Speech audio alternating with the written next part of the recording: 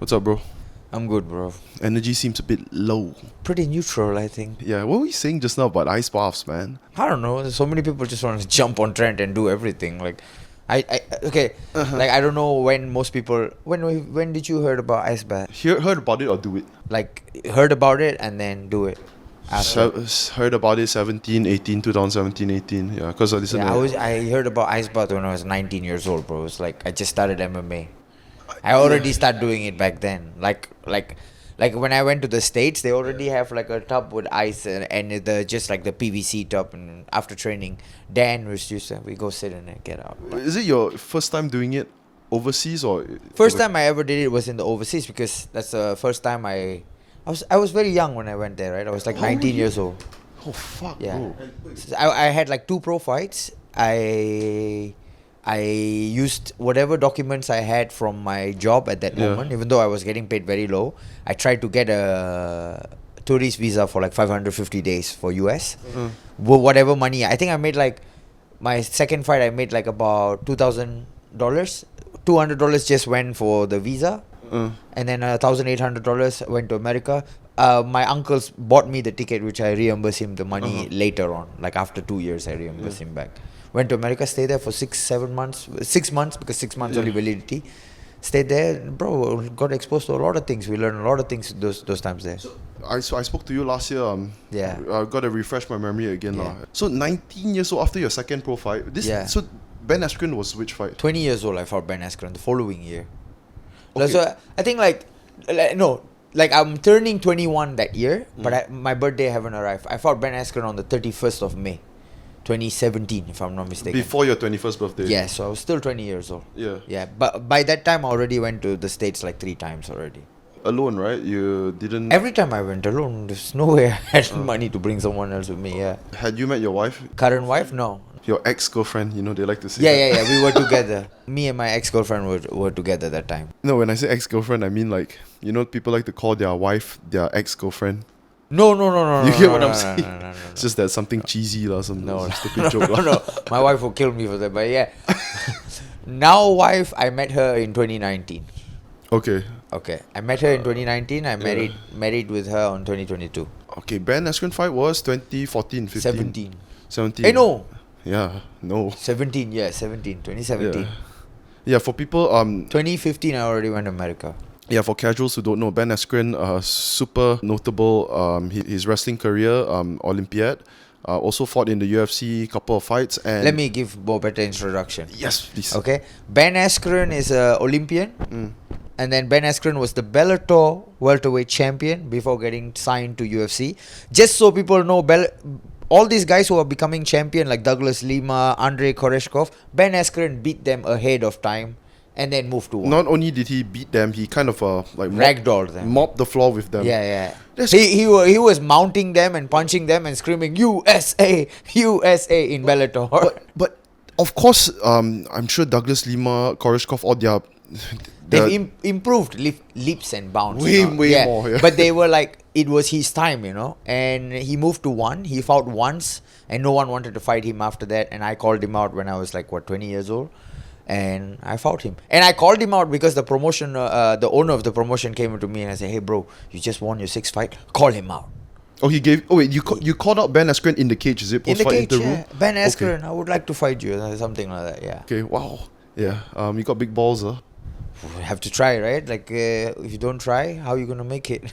Yeah, I guess you're in this sport where if you are afraid to get beat up or afraid to lose, you probably have no business in it.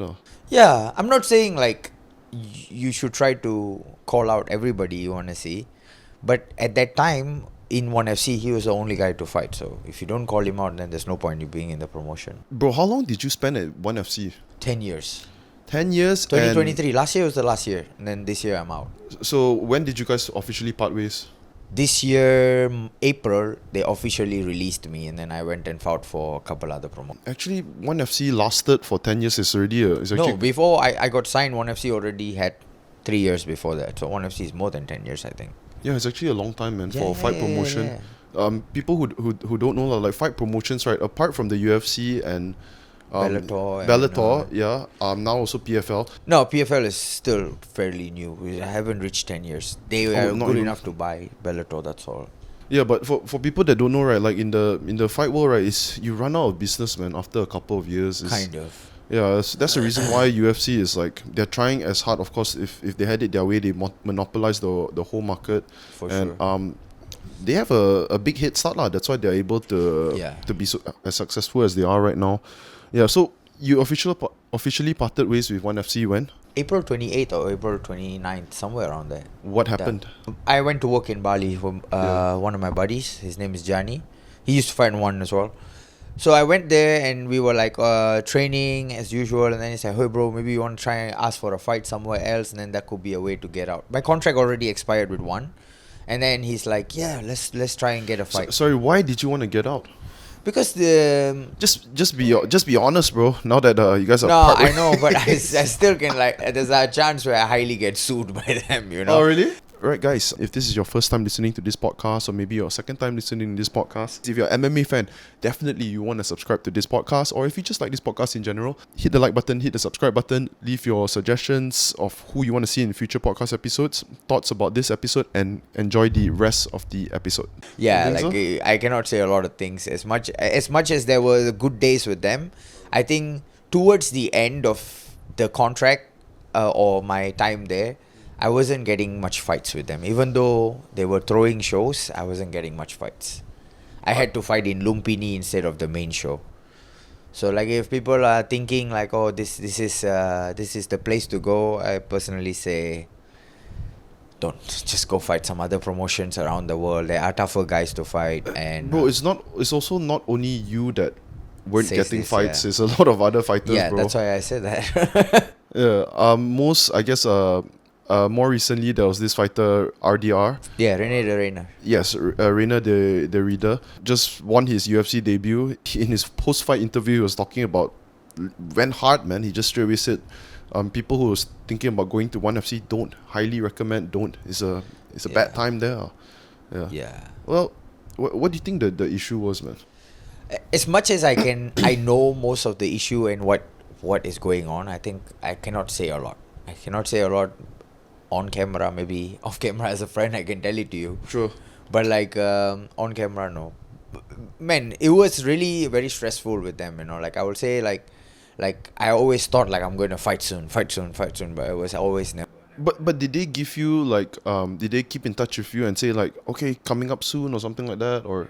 Like I was ghosted many times as well. So And yeah, bro, you were being optimistic, like actually. yeah, we have to stay prepared, because you see, when I was talking to you last year, right? Yeah. That was like one fight in that 1 year. Yeah, And the and last you- I fought was October 22nd, 2022. So before I fought August 18, Yeah. 2023. Yeah. Before that, the last fight I fought was in October 2022. The year before. Yeah. And it was basically you're coming off 2-fight win streak at that time. That time. Yeah. And 2-fight win streak against like two really good guys, undefeated guys. Yeah. And then on top of that, I don't know if you realize, Rene de Reina was coming off losses. Yeah. And then the guy that he beat to get to the Anatoly, UFC. is it? Yeah, he was losing to Anatoly. Yeah. Then he went and fought in UAE Warriors. And he fought the guy that I beat. I saw Yeah, and then he went to the UFC. he KO'd him in a No, he submitted him. Is it? Yeah. I saw the He punches, dropped him. oh. And he, I think, got First round now.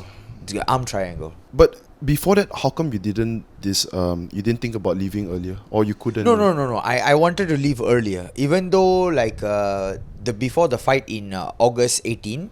Yeah. I already asked them, is there a chance maybe I should fight somewhere else? I asked them a lot of Yeah. things, and you know me, like, bro, come on, like where I come from to where I am fighting today. Yeah. There's no one have ever done it from. You go to the next guy in Sentul, he won't even know half of the things that is written in the contract. He won't even know there's a contract to fight. You know what I mean?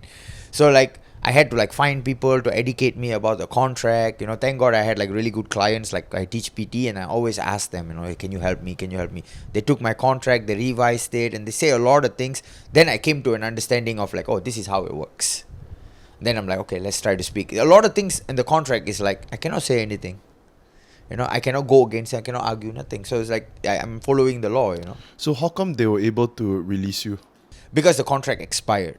There's a time frame in the contract. It expires, and then you either renegotiate and get back into a new contract, or you get another offer and you can merge it with a 1FC. Yeah. And if 1FC don't want you, they will say, okay, you're free to go. But if one FC does not agree to let you fight elsewhere, then it's up to them as well. No. This now they have to give an answer because the contract expired. It's written in the contract that like they will give you an answer within 14 days of 7 or 14 working days. They have to give you an answer. If they don't give an answer, you're free to go. So the contract expired in April, but how long was No, it for? the contract expired in December itself. I think my contract expired in December. Then they have like 2 months of negotiation period, which is in January and February.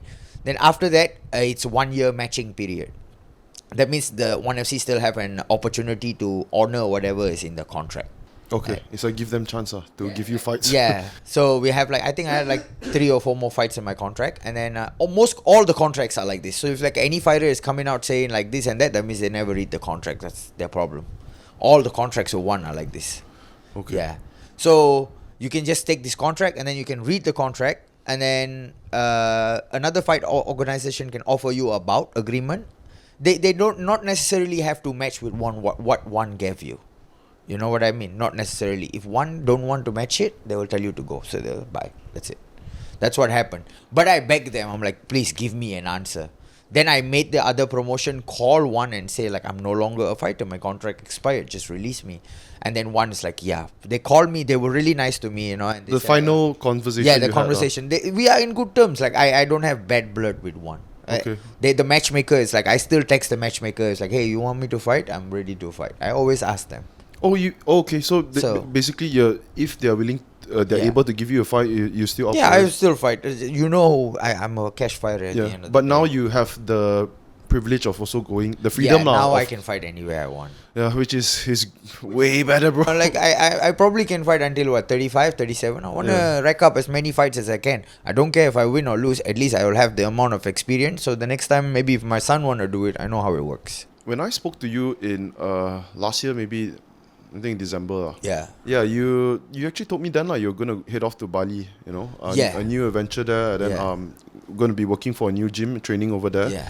The Block. The right? Block. Yeah. It's called the Block MMA Gym. It's not called the Block. I think it's just called the Block. How was it, bro? It was good, lah. It was definitely a big change, you know. Like I think we were not ready for the island life, considering the convenience we have in KL. Your family went over as well with you. Yeah, no. My family came after 5 weeks, so I went there on the first week of February, and then yeah, man, I worked. I've been there like from the scratch of the gym, like not like from building. Like the gym was like starting to take place. You know, Yeah. they putting mats, they hanging bags. I was there for helping out most of the things. I worked.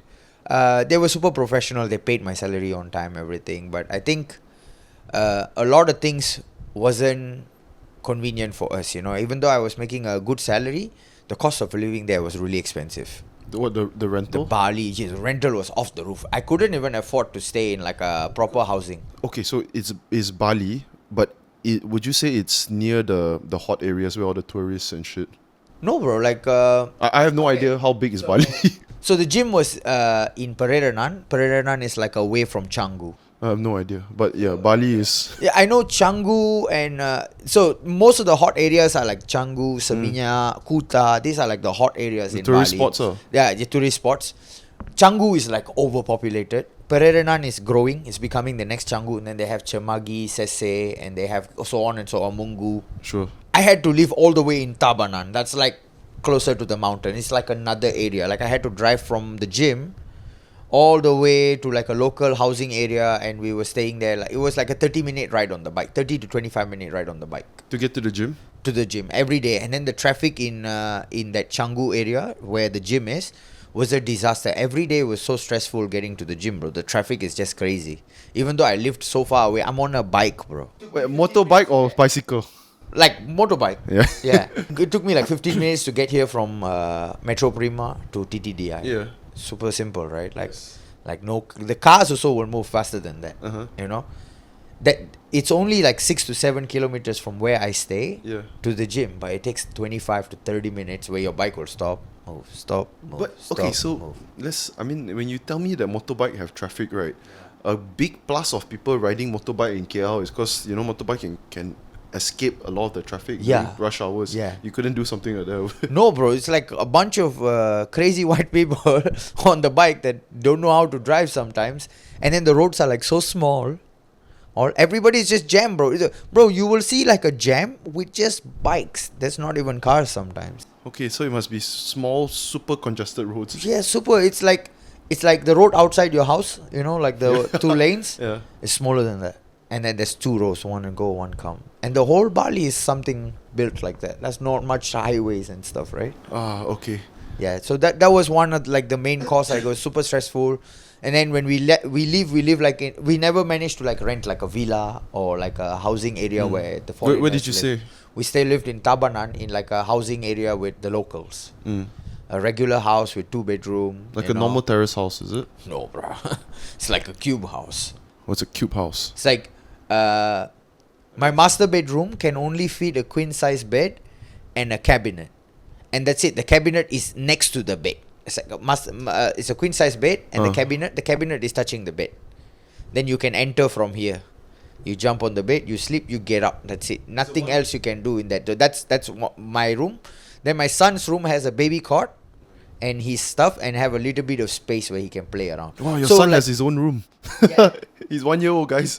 Yeah. So because like now also he has his own room. Since we stayed in KL, so we had a own room, but we always preferred to have a 2-bedroom house so he can sleep peacefully. Sure. Yeah. So right now, like compared to right now, this is the size of his room. Like this room is the size of his room. Yeah, there's a In big Bali, room. his room was like half of not half of your TV, like 35% of your TV Huh? to this wall. Oh. That's it. That's all. It's like a straight line like that.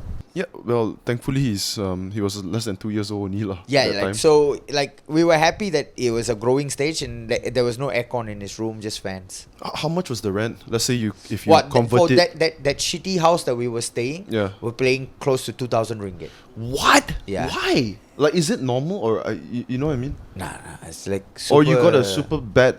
No. It's you mean normal in terms of like. Like, is the rental that Yeah, expensive? it is. Like you will get like a shit house, like tabule tahan house for like 10 million to 12. Some houses like 20 million rupiah, like 6,000 ringgit. For a house with nothing there, bro. Just empty house with like 2-bedroom. And the structure all is not very well built. I don't know, like a lot of people go to Bali and they act like, oh, I have this villa, and they make these videos, right? It's expensive. Bro, it's super expensive. Like, I'm not gonna lie. It's like, Have you been to Bali? you should go and you should see. It's like super overpriced. And like, especially like the Australians that come there, they live there because of the currency exchange, right? It's probably not It's too much of cheaper a- for them. Yeah. But it's not for us. Like, okay lah, they call it like bule salary. Bule means like a foreigner salary. Even though I was making that, I don't think it was worth for me to pay that much for rent. Yeah, 2,000 ringgit is a lot. Like right now, I pay 1,800 to 900 rent here, but I live in like a good apartment. Like I have pool, gym. How much you pay here? 1,800. So I think my buddy stays in what's that? Ashraf, you know Ashraf? Yeah, Ashraf Kamal. He stays at Palm Spring in Kota Damansara. Yeah. Right, the condos over there. He's how big is his? He's about 1,300, 400 square foot apartment, and he's paying about 1,800. Well, Yeah. I need to move there. It's, Then. no, but bro, it's I could understand why. It's a old apartment. Yeah, no, the one I'm living right now is like a very. It's also brand, old apartment. No, it's a very brand new apartment. Yeah. Like super modern apartment. Like Oh, you have like with the nice what do you call good it? tiles. Like bedroom is like wood. Yeah, but it's 67 square feet. Okay, but of course they also got nice facilities for. Yeah, we have the reason we were staying there before we moved. We moved back there because we know we have a sauna because I need to cut weight. I need that. Then we need a gym with a treadmill so I can run to cut weight. Then facilities wise, like it has to a playground where my son can play and stuff. Everything was there, so we were like, okay, we're taking this place. Okay. But we're gonna move sooner or later because my son is growing and the house is getting smaller for him. Okay. Yeah. Yeah, still a while away. No, next year we should. Nah, right now, no, Serious? no privacy, bro. My son just barged in everything he can.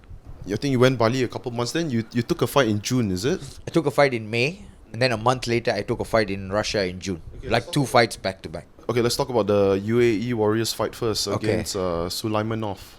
No.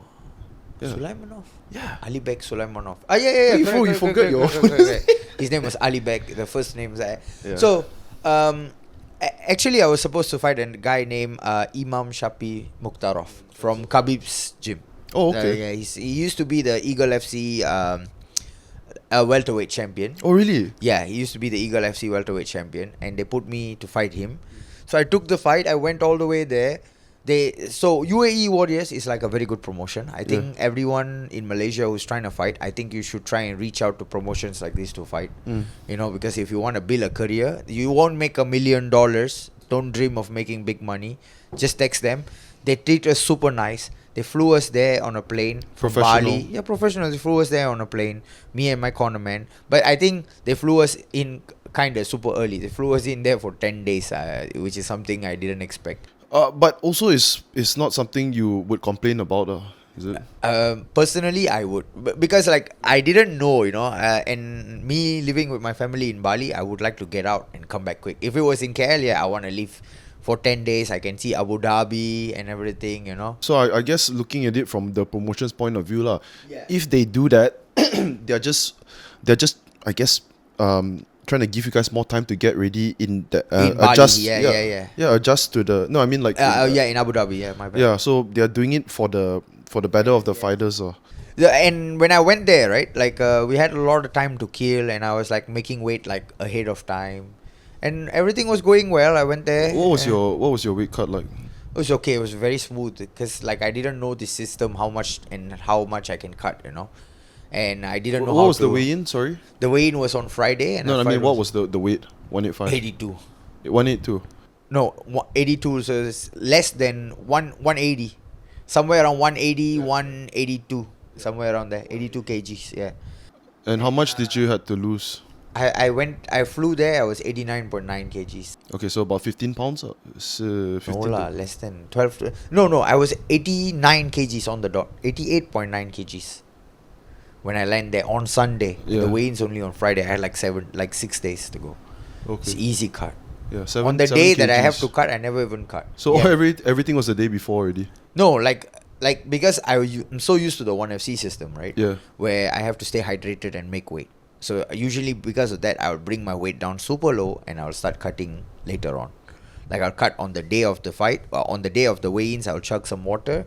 I'll be like 87 kilo. I cut 3 kilos, then I go piss and I make weight. That's how I do it in 1FC. Why do you chuck the water again in 1FC? Because I can't you want the remember. pee to be hydrated. Yeah, you want the pee that is coming out, the following one has to be hydrated. But- And it won't be hydrated if you were eating shit throughout your whole camp. It has to be like you need to eat clean, stay healthy, a good diet. If you like on a very like fucked up processed food diet, your pee Yeah. will come out bad as well. Too many supplements, that also will come out bad as well. So you Okay. try and need like stay like as healthy as possible getting into the fight. The pee test, one does it to why do they do it? I don't know. Apparently, it's safer in their aspect, but I don't know. I'm not a big judge on this. I've done this system more than anything. To be honest, it was a very hard thing for me to convert to the normal system. Yeah, right which now. is outside of 1FC. Yeah, outside 1FC. But to be honest, I prefer the 1FC method because I've been doing it for so many years. Yeah, you're used to it. Huh? Yeah. 10 years fighting. Like I have 20 over fights with them. Yeah. I don't feel like that's a bad system because I was always nailing it, always making it. Did you fight amateurs in 1F as well? No, I fought amateurs in a promotion called Malaysian Invasion, Yeah. which is no longer Mima. here. Yeah, Mima. And I was, I think, the second season champion. Yeah, that's it. And then I left. So tell me about the fight, man. I just rewatched it again this morning. So I went there, made weight and everything. So you need to understand, I went from being in KL where people understood my body type, people understood what kind of fighter I am, what I'm capable of doing, and then to a place where nobody knew who I am, like how I train, what I do, nothing. So straight off the bat, I'm not going to say this, like training was not like the most ideal. It's like, yeah, people think, oh, Bali, this island and stuff. No, it was not suitable for me. Because you're talking about your partners at the block also. You yeah, also so didn't find it. suitable. I never had enough partners. I only had this guy Brown Pinas. I think you guys all know Brown Pinas, a kickboxer. Yeah. He was my only partner, and he's like 2 weight class below me. He fights at 70. I fight at 84. How's so his grappling? He's a very good striker. Wait, does he do MMA as well? He's starting to transition to MMA, so he's like still on like if you want to compare my grappling to him, he's still fairly new. Got you. But if you want to compare his striking to me, he's very good striker, but we're Yeah. not striking to fight in a striking match. We're striking for MMA, so it's completely different. Yeah. So he was my only partner. I appreciated him. And then Yasube Enamoto, I'm pretty sure not many people know. He's like an OG, fought in Russia so many times. I look up to this guy a lot. I went and trained with him. MMA dude. MMA dude. This dude have like close to 40 fights, all in Russia. Most of it in Russia. Damn. So I trained with him, and I used to train with him back in 2019. Now I train with him too. He's a super cool guy. He gave me good rounds, but it was not consistent. I think I had like 1 day training with him for the whole camp. How long was your camp? I mean, 4 weeks to 5 weeks. Okay, and you got the call 5 weeks before. 5 weeks notice, and then Brown was the only partner I had, and then another guy was Khan, Genghis Khan. He fights in the U. He just got signed. Why his name is Genghis Khan? No, his nickname is Genghis Khan. His real name is Khan Ofli. Okay, I don't know if I'm saying it right, but he was working in the gym and I was training with him. Yeah, I seen his profile. Yeah, he's a featherweight, by the way. So Yeah. not the ideal training partner. Definitely not lah, bro. Yeah. How was your opponent, man? I saw So my opponent is like pretty solid. I didn't know I was going to fight him until the last day before the weigh-ins. What? Yeah, because it was a last minute change. Oh, it was so last minute. Yeah, last bro. minute only I got offered this guy. But was he supposed to fight someone else on that card? No. Oh, he was literally also they Yeah, he called was him. gonna, yeah. He came in and he made weight from 90 kilos and he fought with me straight away. So he stayed ready, you would say. Yeah, I think he had a fight scheduled for later on for an event, and that event got cancelled. Yeah. I saw first round grappling exchange. You got his back Yeah. more than once, right? And his grappling is pretty good as well, right? Yeah, bro, he's no joke, bro. Like we thought he would like he have less experience, but then we forget to look at his Bro, amateur he has record. more experience, bro. He I went has, to like- see he has more experience than you, bro. He has like 20 over amateur fights Yeah. that is not in the record. And you know what's funny is like Russian people do this a lot. Yeah. They fought pro in 2017. Then they go back to amateur. They go back to amateur and they fight until 2022, 2029. They come back, they just fight one more fight at 2021 or 2022 just to see, small record, give this guy a fight. Gets a fight, wins it, then goes back and fight amateur again. They sandbag, but they try it's to fight. purposely. They purposely. Yeah, Okay. bro, there's this guy in 1FC, right? His name was something Amirzanov. Mm. Okay, this guy was fighting with Alibek Sulaimanov Mm. in 2019, Pro fight. amateur. Amateur. And this guy is solid. He's like a kickboxing world champion. Solid dude. Right now in 1FC, he's killing it. Yeah. In the one Lumpini. But he fought Alibek, beat him already. And Alibek is like, hey brother, you want to corner me? He's in his corner. And I'm like, bro, why is this guy cornering him? I go check this thing. Bro, these guys are all connected. Like the whole event was like a Russian paradise. They all know each other, you know. Okay, I see. So like I was like, oh shit. And the guy that I went with to corner me, it was Gianni. Yeah, said, Gianni Suba. you got this. You fought tougher guys. I start to doubt now, you know. I'm like, fuck, man, I didn't prepare enough for this guy. I feel. Okay, so this is right after y'all started researching the fighter. No, this was like right before we accepted the fight already. Yeah, we yeah. just saw the record and I accepted it already. And then right before we're gonna go to fight, we like, You actually have this fought guy- tougher guys, no doubt. Yeah, definitely have fought tougher guys, but like you need to understand, right? Like never grappled enough for the whole camp. Understand. You know, and I'm not saying Gianni is a bad coach. No, Gianni is a good coach, but just not my coach. Like it's not for me. I wanted to try and learn his way as much as possible, but I think it's something that I couldn't force it. Because like, bro, if I had like how do I say, like if I had like 1-2 fights, maybe I can learn a new style. I have like 20 over fights with this kind of way of fighting. Yeah. And the thing is, like, I never understand, right? It's like I always want to like try and learn. that's where sometimes you can end up shooting yourself in your own foot. I think this is from my own experience. Is that expression of don't Don't try to fix something that's not broken. Yeah. And I was coming off 2 wins with whatever I was doing already, and I don't know why I went and did that. So let's talk about the 2 wins, right? What was your typical fight prep like? So, Or sorry, before that, Yeah. how do you think your performance was against Alibek Sulaimanov, right? Compared to the last fight you have, was it Kasayev, is it? yeah, Kasayev was a way more better performance. Kasayev, I was in shape. I felt way more stronger. I didn't feel like sick and tired. I was not like as stressed as I was in Bali, you know. Like if you put like a scale 1 to 10, I think Kasayev probably would be like, the camp was like a 7 to 8. Good camp. Well, if you put the camp to in Bali, I think even though there was so much resources, I couldn't access most of it.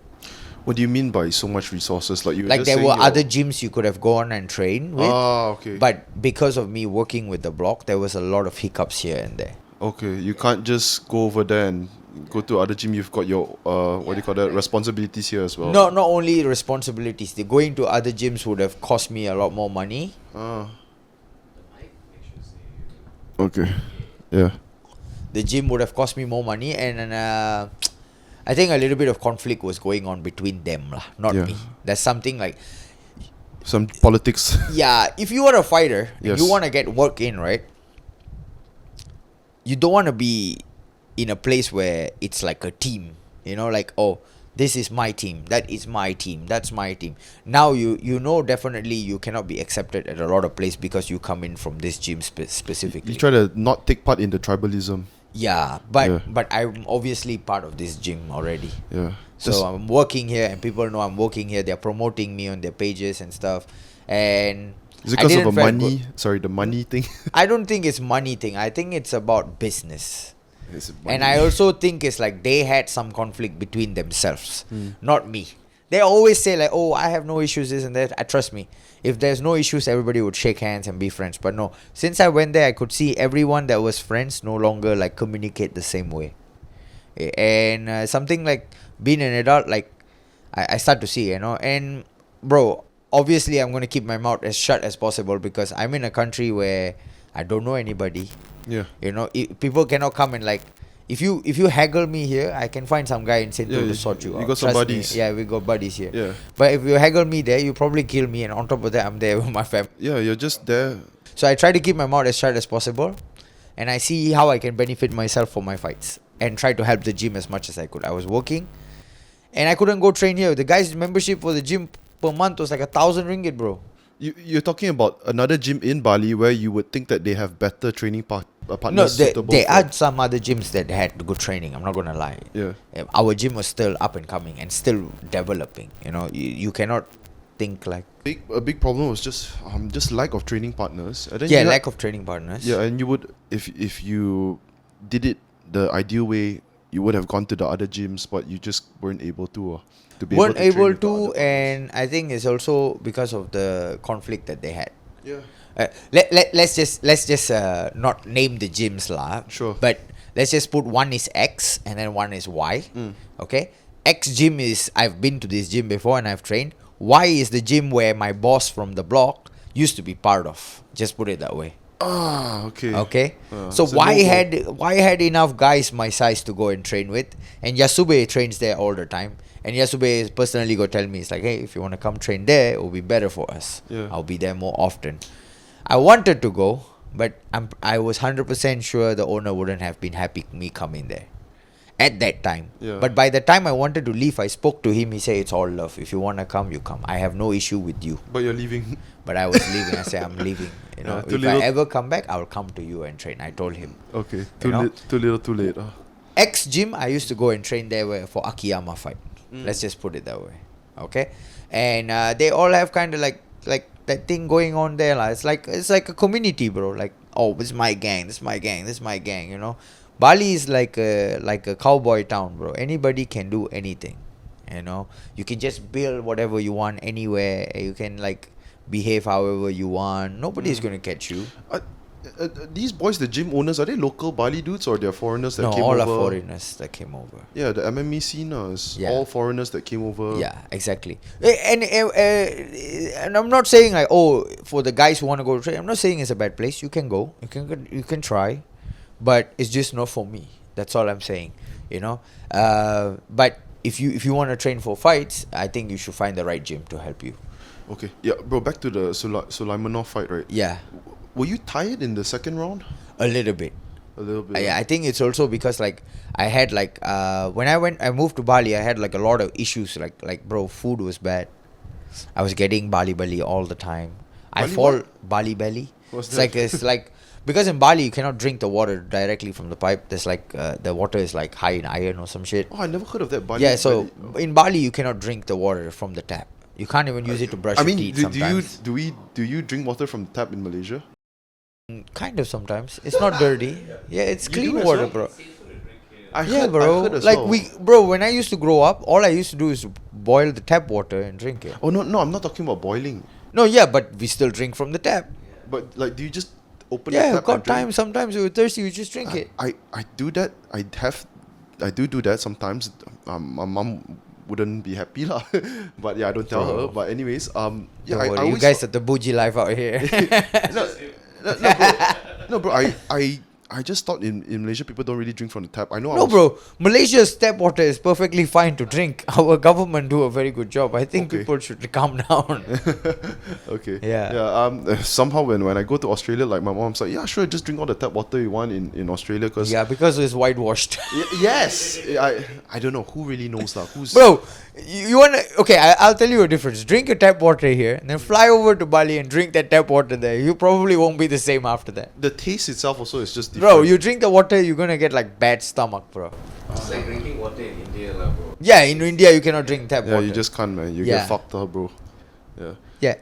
And yeah, man, we went there. We got the fight with Alibek Sulaimanov, and then I was super sick one month before the fight. Like super sick. I just like don't know what's happening, bro. I couldn't digest food properly, and like I said, I couldn't afford food as well. That was one of the biggest things. We could afford groceries, and my son was like always eating at home, so we tried to feed him as much as we can at home. But for me, bro, just eating white rice and chicken, the one that my wife cooks, and then I needed more food because I was losing weight so fast, bro. Oh, no wonder your weight cut was Super easy. Like yeah. I lose weight so quick. okay. Like 1 week before the fight, I was like already like making 87, You 86. felt sick as well, so Yeah. so you definitely lost weight, right? And I couldn't keep up with like my regular calorie intake because of the food options that's available there. So instead, I was eating like you know Pringles. Sure. Yeah, eat a box of that every 2 days once just to keep up with the weight and the sodium or level. You know, Yeah. like I get cramps all the time. Things like I think I wasn't prepared for the Bali life there, bro. Like it was very hard. I think personally. Okay. Yeah. So, after the fight, how did you feel, bro? I feel like after the fight, I told the guys, like, man, I seriously feel like I was capable of beating this guy, but I think I didn't train enough with guys that were more skillful on the ground. Because the first thing that I did to the guy, I took the guy down. And then the following thing the guy did was he tried to take me down. Done. There was no such thing as a striking exchange. It was 0, bro. Yeah. Yeah. You guys did. No, he kicked you in the stomach once. Yeah. Then you tried to take him down. Yeah. That was the first round. Then second round, how did you get submitted? You tried to escape. I took him down first. Yeah. I did a combo and I took him down. I did a very nice takedown. Yeah. Then he reversed the position. I went to his back. When I went to his back, he reversed the position. Yeah. And usually I am very good at not letting people reverse me in that position, you Yeah. know, because we have enough grappling effort like throughout the whole camp. Like we know people will put us in these positions and stuff. True. But in Bali, we never had that kind of grappling rounds. Like we never trained this much of grappling. I was going to another gym to train, but usually I had to go at times where I'm not working or I have to be in the gym, you know. And usually I train with like, there was one black belt that was like lighter weight. He gave me a couple of rounds every now and then. Then there was a girl who was a blue belt. I just drilled with her. She's like half of my size. No, I understand, bro. Yeah. So we trained with whatever we had and we went lah. Even though Bali was like widely available for a lot of things, we still couldn't manage to get whatever we want. Yeah. So did you think he was also getting tired or what in the second round or not? I don't think so. I think he came prepared. I think he was in good shape. Hey, fight happened already, right? He won. He was the better man. We Yeah. cannot say much already. Okay. So, yeah, then you took a fight very shortly after that. Yeah, because the offer was good from Russia. So this fight was directly in Russia. How long after the fight you got the call? So I was in Malaysia. I came back home for a while because my son need to get vaccinated. Okay. Oh, Yeah, okay. so What I vaccination is that? It's like a baby vaccination now because he's 1 year old to 2 years old still have to take. Yeah, but Tomorrow what, is did his they say last like? one. Sorry, did they say like specifically for any, or it's just? No, for any- there is a list of vaccination. It's like part of like when you're baby they give you a book. I You have probably to. took it also last time. I'm not sure lah, but because when we were young we took like 9 or 8. He's like taking like 12, bro. My son was like, Why? He need Yes. extra. I don't know why, but my wife is like very like, oh, we have to take a pneumococcal lah for like not getting lung disease lah. All this is taking. Yeah, I was just listening to some podcasts on Joe Rogan and they're talking about how a lot of the vaccinations that we take when we are baby, right? We Yeah. all just think of it as a norm, you know. It's just the normal thing to do, but also a lot of the vaccinations is not. You have to Not think about, ideal. Not ideal, but you have to also not ignore the fact that there is a monetary conflict. Yeah. You know, with these people, they want you to take more of these Yeah. vaccines. But anyways, I don't know too much of that to talk No, about it. I know what you mean. Oh, I'm going to say so. You know my buddy, the one that opened the gym, Gianni. He has a Sure. brother, Oh, Keanu. Gianni is the one that opened Block. Yeah, he's like one of the main owners lah. Okay. So and then my his brother is Keanu that trains with me here Sure. in KL, and we Is he- both like very good. He's super close to me. Is he was he still based in the? Yeah, in the he's Block? still based. He still trains with me every time. Me and him are like more close compared to me and Gianni. Gianni is like he's not very close with me. We're two different people. Keanu maybe talks to me a little bit more. Okay. So Who's Keanu, older? Sorry, who's older? Keanu or older? Gianni. Okay. Yeah, Keanu and I, we have a lot of conversations about this kind of things, and he was telling me like, if we have a child and stuff, we're not going to vaccinate him, anything. I said we're going to keep him like neutral. Not yeah. gonna vaccinate. Yeah, I don't so know. like no, I'm not sure lah, Yeah. but we I get what you mean. Yeah, but- half of these things, some is not necessary, some is necessary. Let me just I just thought about this recently, bro. You know how the whole COVID thing went on, and then we were all wearing masks and shit, Yeah. right?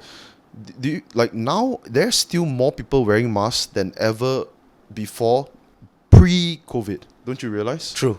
Like they just sometimes I see like the other day I went to, I think it's the gym, and then there's this lady walked in and looked around, and then after looking around before she started the workout, then she just put on her mask. Then I think like sometimes, right, maybe she's just putting on the mask to, maybe it's like become a habit, you know, like she's not sick or anything, she's not scared, but she just wants maybe more privacy, or no one will talk to her or some shit like that. Or maybe she don't want to show her bottom half so she can catfish people with her eyes. Yeah, so Yeah. she will look more attractive with just her eyes. Yeah, but bro, it's Or maybe she's trying to say we stink, but it's a gym. I don't know, man, but I just know that it is way more. There's way more people wearing masks than pre-COVID lah, and it's just Yeah. a weird thing that we're all normalized to it right now. We're all desensitized. Yeah. Bro, you were saying, how long after Sulaimanov fight you got the I think call? he came back here 1 week. They contacted me already. Because I've been in talks with all these promotions, bro. Like, I will text them, I'll Consistently, email yeah. them. Yeah, bro. Like, that's what I do, right? Like, Yeah. half of these guys in Malaysia who... I want to put this out there. Because half of these guys is like, oh, nobody will want us to fight. Nobody this... Because you never text and you never ask. So I'm just going to ask this. So most of the, like, let's say these fights right now outside of One FC, it's you taking the initiative. Yeah, bro. Like, It's 100% I have no that. manager right now. Yeah. Like, my manager, when I went to Bali, I part ways with him. I say, look, you haven't got me a fight in the whole year. Let's just move on because I need to find better fights. Right? And he was like, my manager was like, super cool. Yeah, bro, I really can't help you. I want you to go to PFL, try to get some wins. Once you get some wins, let's talk, he said. Yeah. So we went to Bali, I move on, and then I spoke, bro. I asked this guy, hey, you know this promoter? Hey, you know this promoter? Just ask, bro. You go to UAE Warriors, they have a page, you can register yourself as a fighter. People will contact you. Okay. Yeah. People in Malaysia always will try to say things based on their own assumption rather than trying to like actually do things. Then they will tell us shit like, oh, ChatGPT, crypto is going here. Oh, just Google, bro.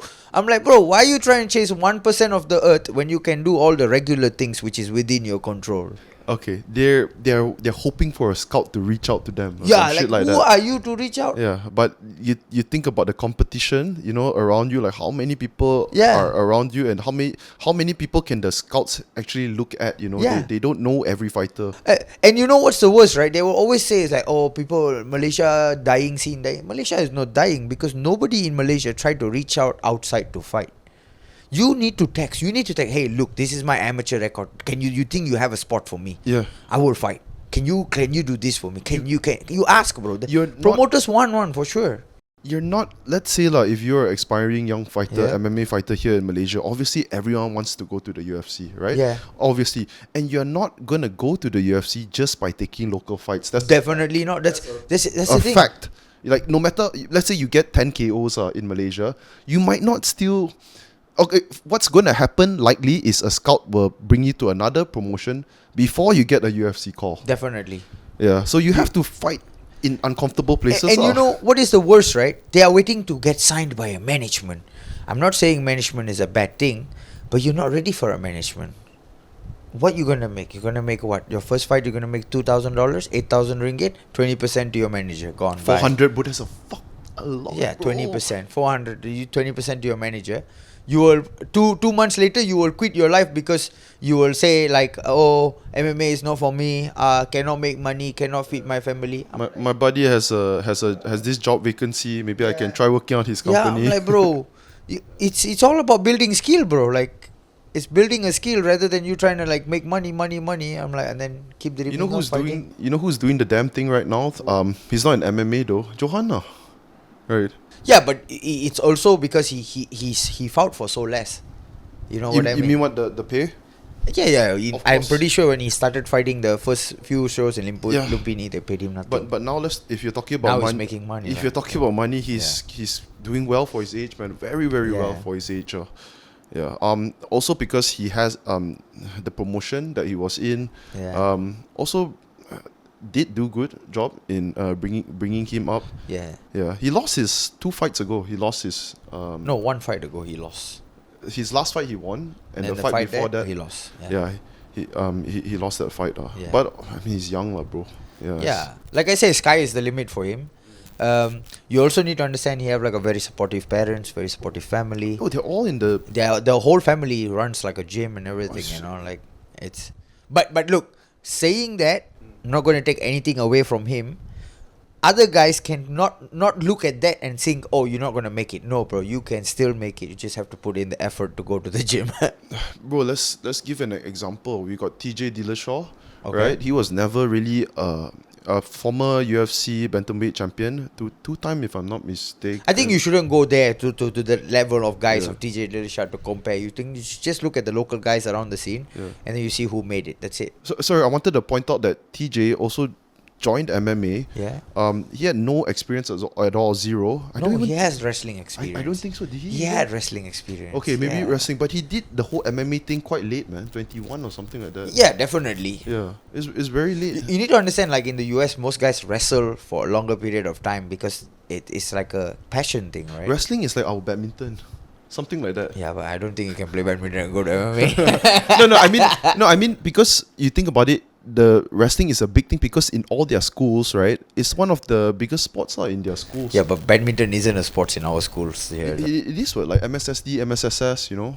Yeah, bro. Yeah, Those schools, yes. The government schools, no. Government school, PJK, Pendidikan Jasmani, you run for 1 hour and then you go back to class. One time a week. Oh, okay. You're talking Yeah, about. bro. You talk about schools. That's the school we went to. Yeah, okay. You're talking about training in the school because badminton also. If you are playing badminton in competitions, it will be Under a club. a third party. Yeah, a third party. You never under a school, bro. Yeah, yeah. Wrestling in US is under the school. You sign up for it. After school, you go and train. Yeah, and then they, It's free. Yeah, it's free. And the schools also have it's like their pride, you know. Oh, this school is popular or it's known for their wrestling Yeah, credentials. and stuff also like like you like the kids go hard on those kind of things because it gives you a better scholarship to go to a better college or university in the States. Yeah, similar to playing American football. Yeah, Right, in everyone the wants schools. NCAA one, right? Because Yes. those are the best universities to go to for anything like education, sports. You know, you see the NBA always draft from like the best universities. They don't draft from the NCAA 2 or 3. Yeah, bro. Okay, so we got the call for Russia. Yeah, text me, bro. Russia is like they don't talk much, bro. They say you want to fight, I say yes. No, literally, it's just. They like say yes, and then that's it. They never tell you anything. I mean, they tell you the pay lah. Yeah, I asked for the pay. Oh, I thought they won't tell you. No, they offer me something else. I asked a little bit more. Ah, okay. Yeah, because I was like, Are you able to say the pay? Or if not, yeah, I can say I don't mind it, but I think we shouldn't put it out too much. You know, Or you can it just- was a good pay. Let's just say in one FC I was making like a good amount because of how long I've been fighting there. They In better- Russia, they yeah. paid me like 70% or 60% of that for showing. Then if I would have won, it would have been good, but I lost. Okay. Yeah. Oh, it's a 50-50. Like you show up, you win. Most people don't know. When you fight, you get money to show, you get money to win. Whichever promotion organizers say, oh, people don't pay like this. No, this is how the fight game works. You get money to show, you get money. Even in the UFC, it's like that. Yeah, not only UFC, any goddamn promotion in the world. Like right now, I'm gonna fight in Japan. The pay is not so great, but I get a pay to show. I get a pay. I mean, you think about it, it kind of makes sense. The contract is that way because, let's say, if you're the promotion and then if you win the fight, then they're like, okay, then we have something to work with. You know, Yeah. we have a reason to be paying you more because we can think about the next fight and then we can promote that fight saying that this guy won the last fight in our promotion. Yeah, exactly. So what's up? Oh, okay. Yeah. So yeah, bro, you never been to Russia, have you? No, that was my first time. So I flew into Moscow and then from Moscow. Who just randomly goes to Russia? Not Me. often. Yeah. with a 14-day visa to fight a Russian. How many days before you went? Bro, they like I applied my visa and it came late because I didn't know we had to apply for a visa. And then we applied for a visa. We went there 1 day before the weigh-ins. So One day one before day, the weigh- yeah. So weigh-ins is on Thursday, Friday. Fights on Saturday. We went there on Thursday. We landed there Thursday night, like at 6 p.m. I think. How long did you stay? Did you stay after the fight at all? Did you No, stay? just 1 day and then out. And then the traveling, yeah, lah, we go to like Moscow and then there got time. It took us like 2 days to get there and then 2 It's days in back. Moscow. No, it was in Yekaterinburg. Okay, so you had to go to Moscow first, is it? Yeah, To Moscow travel there? first and then Yekaterinburg. So we went from Bali to Dubai to Moscow to Yekaterinburg. Bro, so you go with your No, I had no cornerman this time. Like You I went alone, I bro. went with a Brazilian guy who I met in the gym and I said, hey bro, he was training with me. He's like, you want to come with me? It's like, yeah, let's go. Wait, no. So you obviously his shit is. He's a fighter. Okay, Yeah. he know what's up. He know what to do. He know how to help me and everything. No, I mean But he don't know how I fight and everything. He said, bro, let's go. no, but I mean obviously they're paying for him also lah. He's your cornerman. He's basically. paying for the flight and everything, but I gave him he like paid for the flight. No, lah? like the promotion is paying for the flights. They pay one fighter, one cornerman. Every Okay. promotion does this. It's like a thing, And then even in the UFC, and one is one fighter, one cornerman. One only. One only, yeah. But If you fight sometimes- for the title, you get 2. Oh, bro. Sometimes you see the other guys, his fighters do it out of our own purse. Okay, no, because it's often you see more than one cornerman, man. Yeah, they pay for their own. Oh, that's quite fucked up, man. Yeah, it's not fucked up. It's just part of the game. Not Yeah. fucked up. It's fucked up that I'm suddenly realizing Yeah. the fuck. It's tougher than I thought, lah. Yeah. Yeah. So I brought him and I gave him like I gave him 10% of my pay. I say, hey bro, just help me out. Let's go. We will go to Russia. I took him because he was Brazilian. Brazilians don't need visa to go to. Yeah, smart boy. Yeah. So I was like, okay, because I wanted to take Gianni, but he's like he has like an American passport, so I can't. The Subas couldn't follow. One of the Subas cannot follow me. And then I had to go with the Brazilian guy. I tried to take my cornerman, the Indian guy from here, Malaysian guy, but he couldn't make it last minute. And I was like, okay, let's just go with someone else. Okay. Bro, I couldn't find the fight anywhere online, bro. Oh, it is in Russian. I can send it to you after. Yeah, Yeah. do send me. But Yeah. where? I tried on Google. I can't find, man. You have to type RCC and then you have to scroll down in their page and you will see me in their picture. and then- yeah. I saw RCC on the website. I Yeah. could find, but I just assumed the RCC wouldn't upload the fight. They did. They upload. Oh, okay, RCC, everything is on YouTube. Yeah. So I fought him. This guy was like coming off 2 wins, and I went to fight him, and he beat me. So I think I got clipped because I had like so I followed the system, and I flew there. I didn't even rest. I think I like landed there on Thursday night. Friday night I already have to start cutting weight. No, I landed there Wednesday night. Thursday night I cut weight. If you can have some, it's good. No, I'm good. Yeah, what's up? And then on Friday morning I had to make weight. So I made weight 83.8 or 83.6 I made. And then I cut like from 90 kilos. I landed there on Wednesday at 90 kilos. I cut 6 kilos. 6 to 8 kilos, yeah. 6 to 7 kilos. The cut was okay. A little bit painful because the sauna was like super hot. It was giving me anxiety, bro. Like the sauna was so hot. Yeah. Like burning hot. Like you Okay. go in and your ears and your face all start hurting. I know some viewers out there be like, oh, sauna shouldn't be hot like that. I'm like, bro, you have no idea how many times I've sat in a sauna. Just keep quiet. Okay. Yeah, if it's giving you anxiety, Yeah, trust something- me. Like I cut weight a lot of times, but that one was like super hot. Like but that's Russia. Everybody in Russia does that, you know? Yeah, they're Russians. So. Yeah. No, even the Russians were struggling to stay in there. You know, usually I'll stay in the sauna for like 15 minutes, 10 minutes, and then come out. Bro, can I ask you? So you brought the Brazilian dude? Yeah. He speaks English, lah, obviously. What you mean? Yeah, of Yeah. course. He speaks a little Yeah. bit because he used to live in America. Okay. Yeah. In Russia, they don't speak English, right? No. At all, right? Translator. Always translator. Phone. Yeah. Sorry? Phone. Yeah. Okay. So you Google Translate and then you Yeah, you show. talk to people. But they will write some things for me in English so I can find my way, you know? I wonder, they can read? Do you think they can read English? They can speak English. Some of them can speak English, some of them cannot. Probably the more educated ones Yeah. they learn. Yeah, like I think most of them were super cool, bro. Super nice people. People are like you will never see an ugly person in Russia very easily. Like everybody has like nice skin, good looking face. Talking about the clean guys or face. the girls. Both, everything. Like everyone, you know, everyone we saw was like, oh, very good looking. Like, and I was telling myself, like, I never saw an ugly person. Okay. Are they big? Not all. Like some of them are like regular people, like Malaysian people, bro. I think like people have like this propaganda of like, oh, Russians are tough, this and that. Not everybody lives like that. Most of them are like pretty civilized. They have everything there, bro. They have like grocery stores. They have chocolate, bro. They love chocolate, bro. The amount of chocolates they have in Russia is crazy.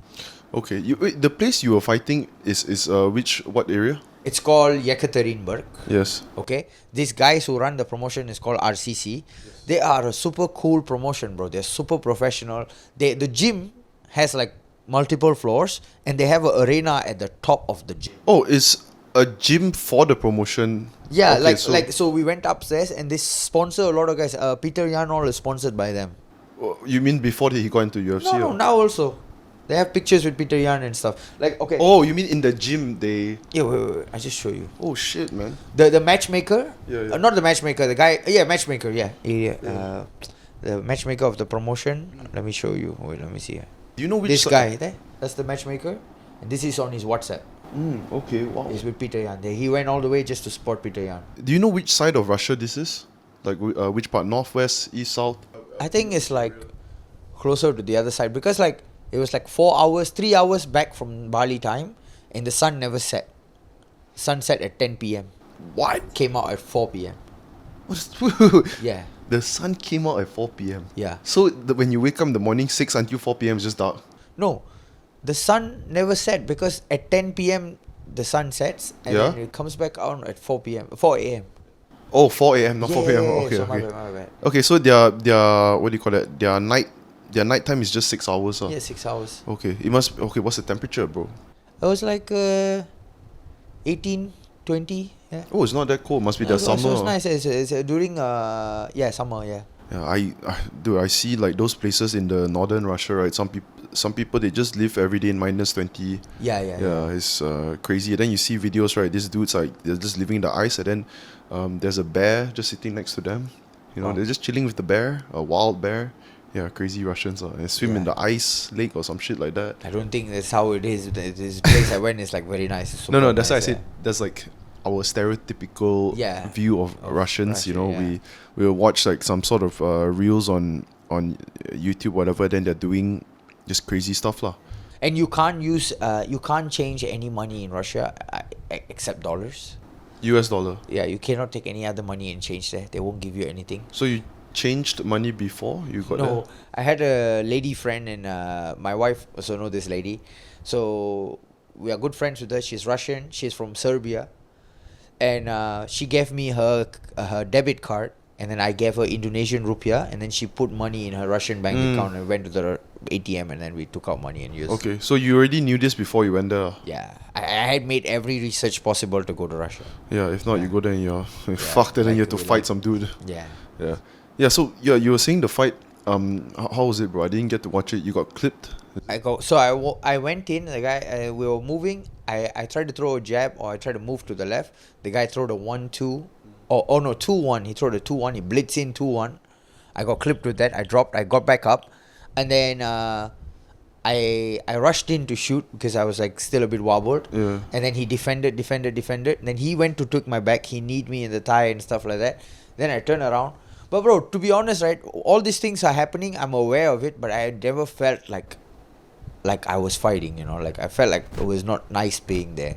I don't know. Maybe I was too Were you focused hurt? on it. Were you hurt? No, but I got choked. I got put to sleep, like choked to death, you know, like because my tongue rolled in, and then the referee came, pulled out the mouthpiece, and then shook my leg, and I just woke up, and I was like, oh, what happened? And then the guy just fight over, man, in a split second, you know. Yeah, what did you mean that you say that you felt you're not present or? Yeah, sometimes like, you know, like throughout the whole camp, like I remember like I was complaining to my wife that things are not like very much structured, you know, like, and I don't have what I need for my training. Basically, you're riding off the loss, right? And then Yeah. you also know that my preparation did It's not the best. It's like I saw what happened, but my preparation did not change much also for this the next first fight that's one, coming yeah. in 2 weeks. Yeah, a month. and we needed the money. I'm not gonna lie, we needed the money. You know why? Because we almost ran out of most of our savings. Yeah. And we started to realize that like after 3 months or 4 months in Bali, we were starting to realize like, oh, actually it's not going to be very good. Even though we might save a lot, it's not going to add up a lot to go back home So due to the currency exchange and the cost of living there. so let me ask you, when you took this Russia fight, right? Were you already planning to leave? Yeah, I told my wife, was like, I think if the fight don't go well, we go back home. If the fight goes well, Also we go can back. we can try and see what we can do to make things better here. But the fight didn't go well. Straight away, we were like, okay, we gotta pack up and leave. My wife, as soon as I lost, she texted me and she said like, Let's go. I don't care what you say, but I'm going to leave. If you're not going to leave after everything that is going to be happening here for you, there is no career for you here. If you want to end up just coaching a bunch of foreigners in holding pads and then teaching jiu-jitsu, then you could do that in Malaysia. You don't need to do that here for a salary, she said. And I was like, yeah, you're saying the right things. So we just left. Okay. Yeah. Now, actually, how do you feel, man? Right after the fight, you just wanted. Did you also you wanted to just get out of Bali also? We didn't want Bali already. To be honest, we it was just not for us lah. Nothing against the gym, nothing against the people. I think it was something that we didn't want it to be part of. You know. Okay. We didn't want, like, many people could say it's a loss. Maybe for some people it's an opportunity, but for me maybe it's not. Okay. So how's it like right now coming back, man? Adjusting. You're back at your old gym, the old boys. Yeah, the old boys. Yeah, it's but easier, no, you the know. Suba brothers are not here. No, one of the Super brothers is always me. Who? Keanu. Keanu. Okay. Keanu's always with me. Keanu Okay. always trains with me. Okay. So he left. He left also Bali No, when he you didn't. left. He was always here. Oh, he When I didn't go? left, he was the one running the boys in the team. Like he was okay. helping to do most of it lah. And then Xander is the owner of the gym. He also take initiative to run the gym. And then there's a couple of other boys that are doing well as well, like Fardley and then Jay Chong and then Bobby and Terrence. We have a very small team. And then in that gym also got quite a bunch of talents. I think it's hard to encourage people to keep doing it because they don't see a bigger picture of things. They always think about money. Which is, I cannot deny, money is nice, but like, trust me, if you want money, you wouldn't be doing a podcast.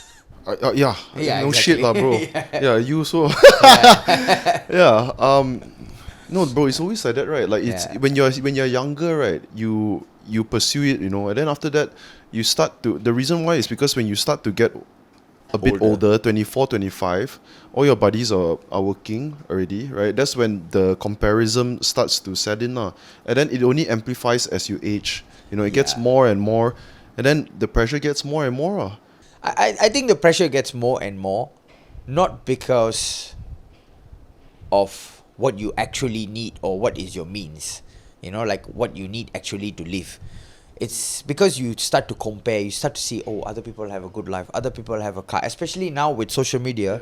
You see all these guys, wow, this guy have a nice car, that guy has a nice car. Sometimes, wow, how come he can make more money than me, It becomes a comparison thing, but the truth is, like, you don't need to live like them, you can just live within your means. So one word to describe this is ego. A lot of it is ego. Like, Could be ego or could be feeling FOMO maybe. FOMO, but a lot of it is ego. How do you go and socialize with these people when they are living this life? They've got a house, they've got a car, blah blah blah, loans or whatever shit, right? And you're not there. Then what you would do is you probably shy away from the situation. Don't hang out with those people anymore. And I think also society tried to point you in a way where if you're successful, you have a lot of money. Yeah, but not necessarily you have to be successful with money, brother.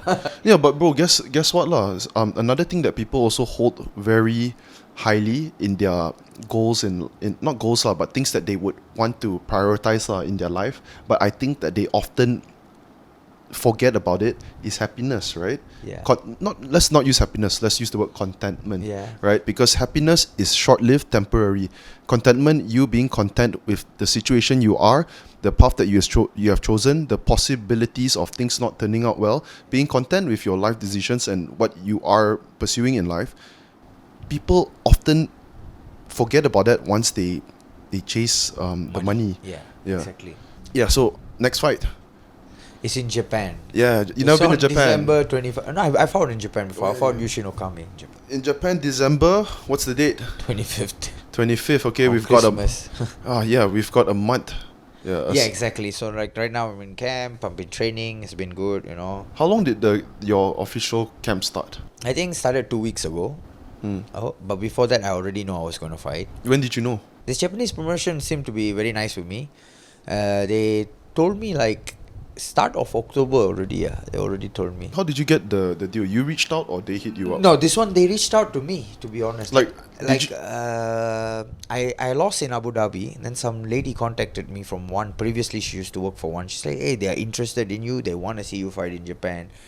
Even though the money is not good, but they are interested in you. And I'm saying, okay, let's take this contact this guy. I contact the guy, and they were offering me like peanuts at first. But then they say like, we really want to see you fight. They contact me again, then another lady contact me from the same company. Then they put me in a group. We start talking. Then they finally say, let's do this. We'll do a multi-fight contract. Is it a multi-fight contract? Kind of a multi-fight contract, but you can get out whenever you need.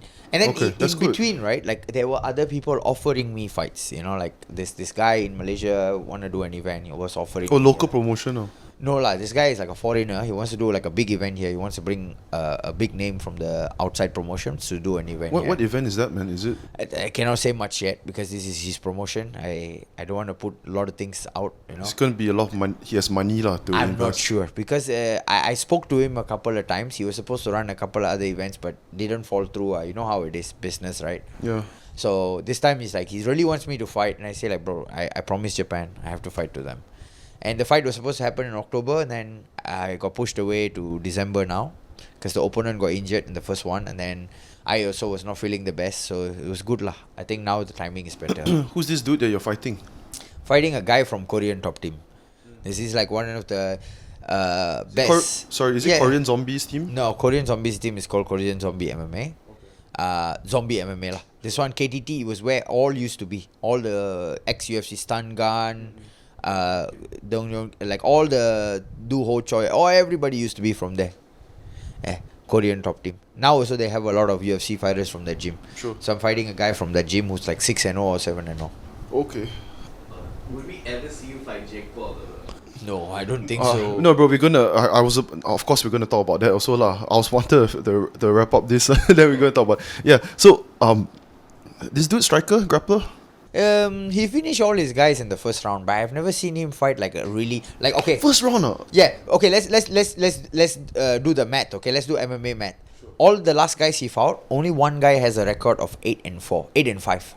So the others had what? 0, 2 and 0, 1 and 1. 0, 0, 0, 0, 0, 3. 0, Oh, 0, negative, 1, 1 and 2. Oh, it's basically a negative record. Yeah, like everybody he fought was like fairly new. Like I watched one of his fight. The guy was like holding his hand and he's jumping like from the. I don't know if you watch Indian movie. There's a movie called Man Karate. The guy is jumping like that and like from the movies like he looked like the pharaoh behind you.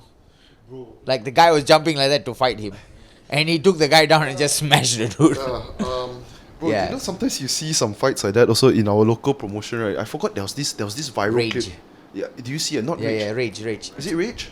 Rage MMA, Yeah, Rage, there was this viral clip, some dude that Yeah, I know. I I felt- don't know. That's AMA. yeah, AMA. that dude really didn't know. Anything. He just No, went to no, fight. really, like, and you have to. You can almost guarantee, right? He didn't decide. It had to be whoever the fuck he's paying to train him to hold pads or whatever that told him, hey, man, you can fight. I don't know, man, bro. It was crazy. I don't dude. think so though. You don't think so? I don't think so. I like as much as I'm around a lot of these fight guys, right? Yeah.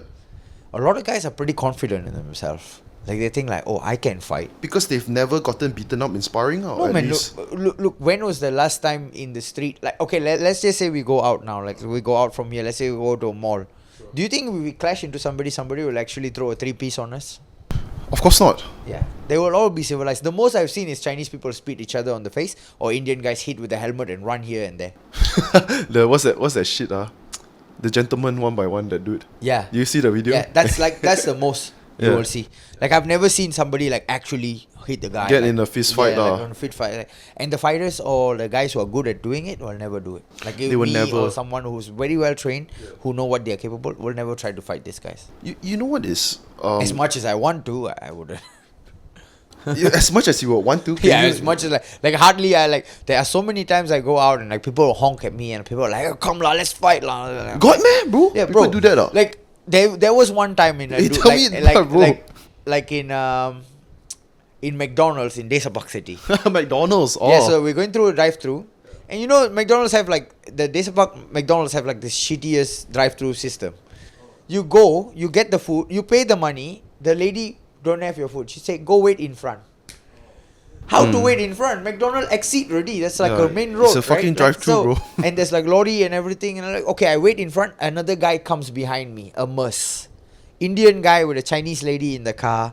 Oh, Indian guy with a Chinese lady. Yeah, Ah. bro. Already, I think he's flexing, you know, Yeah. because he sees me like I'm wearing this like black T-shirt with like this exactly these pants I was wearing on that day. You were driving your car, not your bike, Yeah, right? no, yeah, I was driving my car because my wife was next to me and my son was in the car sleeping, and my son, I think like very young, bro. I think he was like a couple of months baby, bro. And I was like, the guy starts honking, bro, because he got his food ready behind me.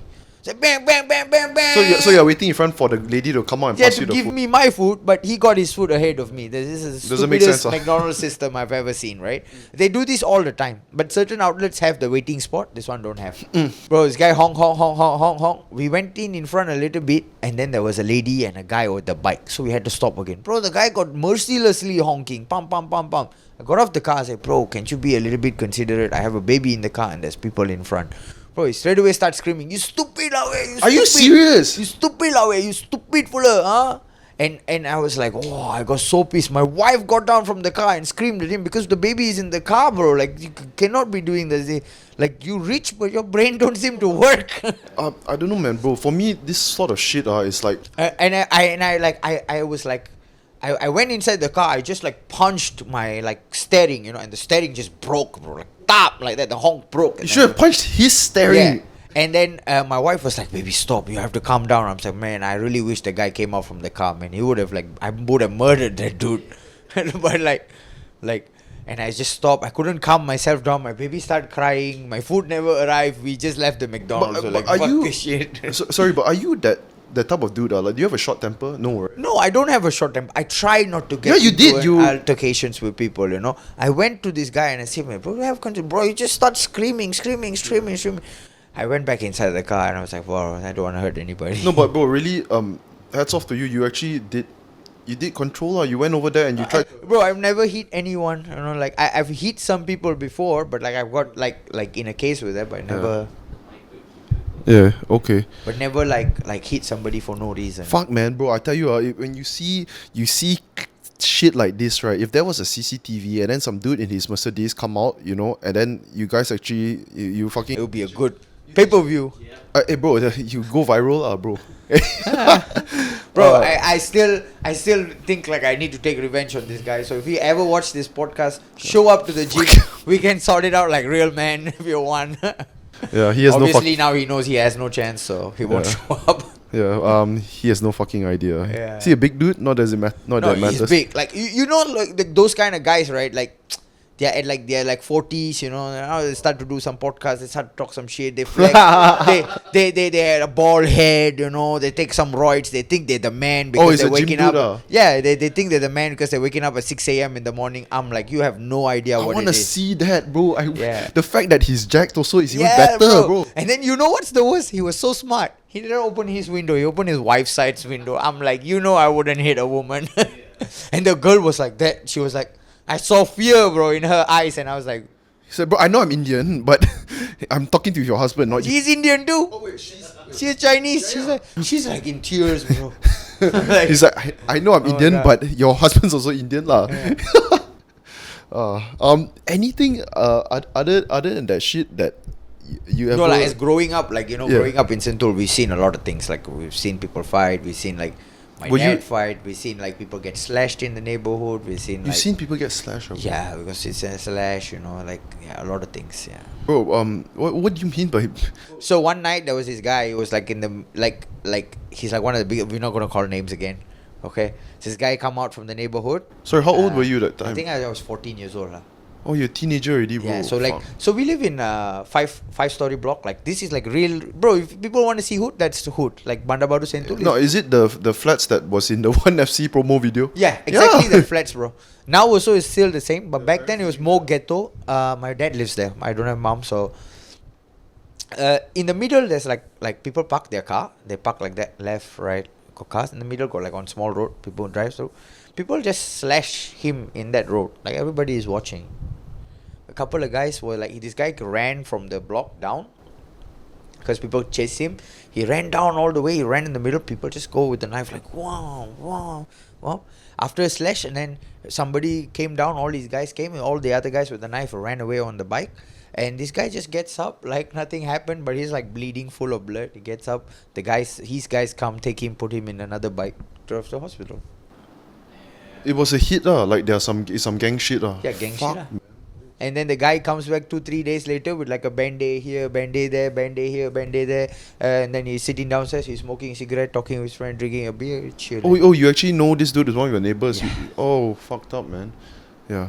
Okay, bro. And You. like always like a household issues will arise there too, like Indian household or like Malay households, they're always fighting, hitting the bike, pushing.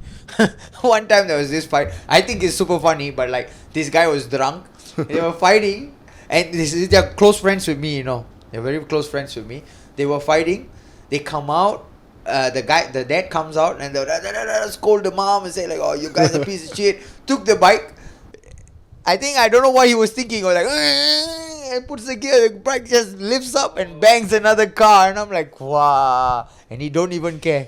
The guy comes up and then they confront the guy somehow, the Chinese guy. I'm pretty sure the Chinese guy don't want to fight this guy right now. So they confront the Chinese guy. Chinese guy is all cool.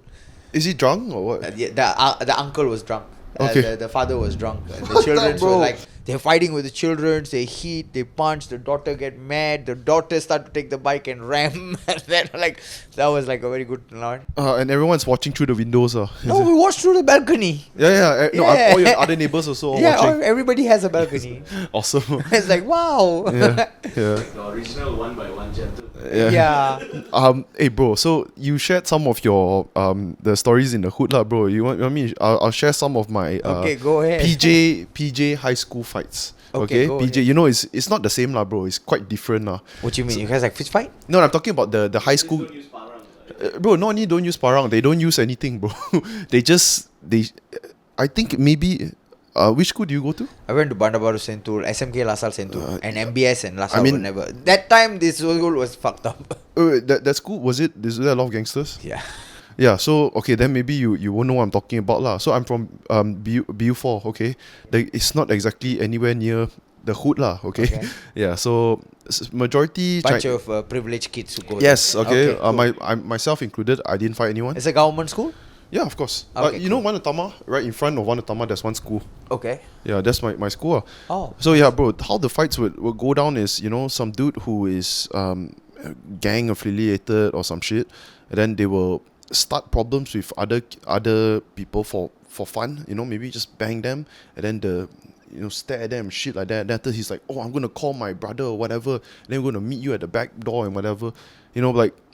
Bro, if you really wanted to fight, you already start whacking the dude. Yeah, and, true. And it's so fucked up because, right, this type of shit, right, it's a bully. It's not really a fight. True. It's someone who knows he has a connection and he wants to start a fight. Why does he want to start a fight? Status. He wants to be popular. He wants attention now. Okay, that's another way to put it. Yeah, then they would meet at the back door, and then it'll be a whole show, bro. It's theatrical shit, really. He'll talk on the phone. It's like, oh, this guy really, blah blah blah. And then the brother will come and then will bring how many friends or whatever, and then go to the kid and then ask the kid, you say sorry now, bro, legit. So imagine the kid. So you just fight because you want to say sorry? No, that's why I say it's like you're putting on a show, Okay, right? lah. And at most is okay.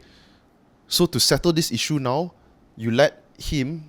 Okay, so the guy talking is the brother that he called to come over here, and the Tylo will come here and settle the thing. So he say, okay, you let my younger brother slap you one time, then we are done, we settle. Walao, No, bro, so we just watch lah. Like the people who are not involved, we just watch and slap, and then okay, everyone go back home. I go back to my mom's car and then I go home. After school. Bro, no, serious. Have you heard of this type of shit, bro? This is the Chinese privileged kids fight, bro. It's different, man. So I'll tell you a good story. Like, Tell me some Bandar Sri Damansara, is it? no, but SMK Lasal Sentul. Lasal Sentul. Yeah. Okay. Bro, there's a lot of fights in the school. Like, most of the time, the fights don't go well. What's the demographics? So, like, if you want to fight, we can sort it out for you. We'll have a place outside of the school. There's like a field right next to a drain. All the boys will cover up. You fight in the middle. Fight. Real fight. Like, fight the guy. It's like a arena. Like, you fight the guy. Yeah, you fight the guy. Like, fist fight. Okay, so you all saw that fight. shit, Yeah, we all used to do it. Like, I never been in a fight. No, but you say you never been in a fight. I've never been in a fight, but when I was young, I got beat up. Like, because, okay, I had an issue with some boy in the school. The first ever one was a Chinese boy. His name was Ong Wai Tek. I don't know if he still remembers. My dad... Oh, he remembers, alright. My dad had to come to school. My dad had to come to school because he really punched me hard. Like, hard. How old were you? Sorry? I think I was like 14 years old or like 13 years old.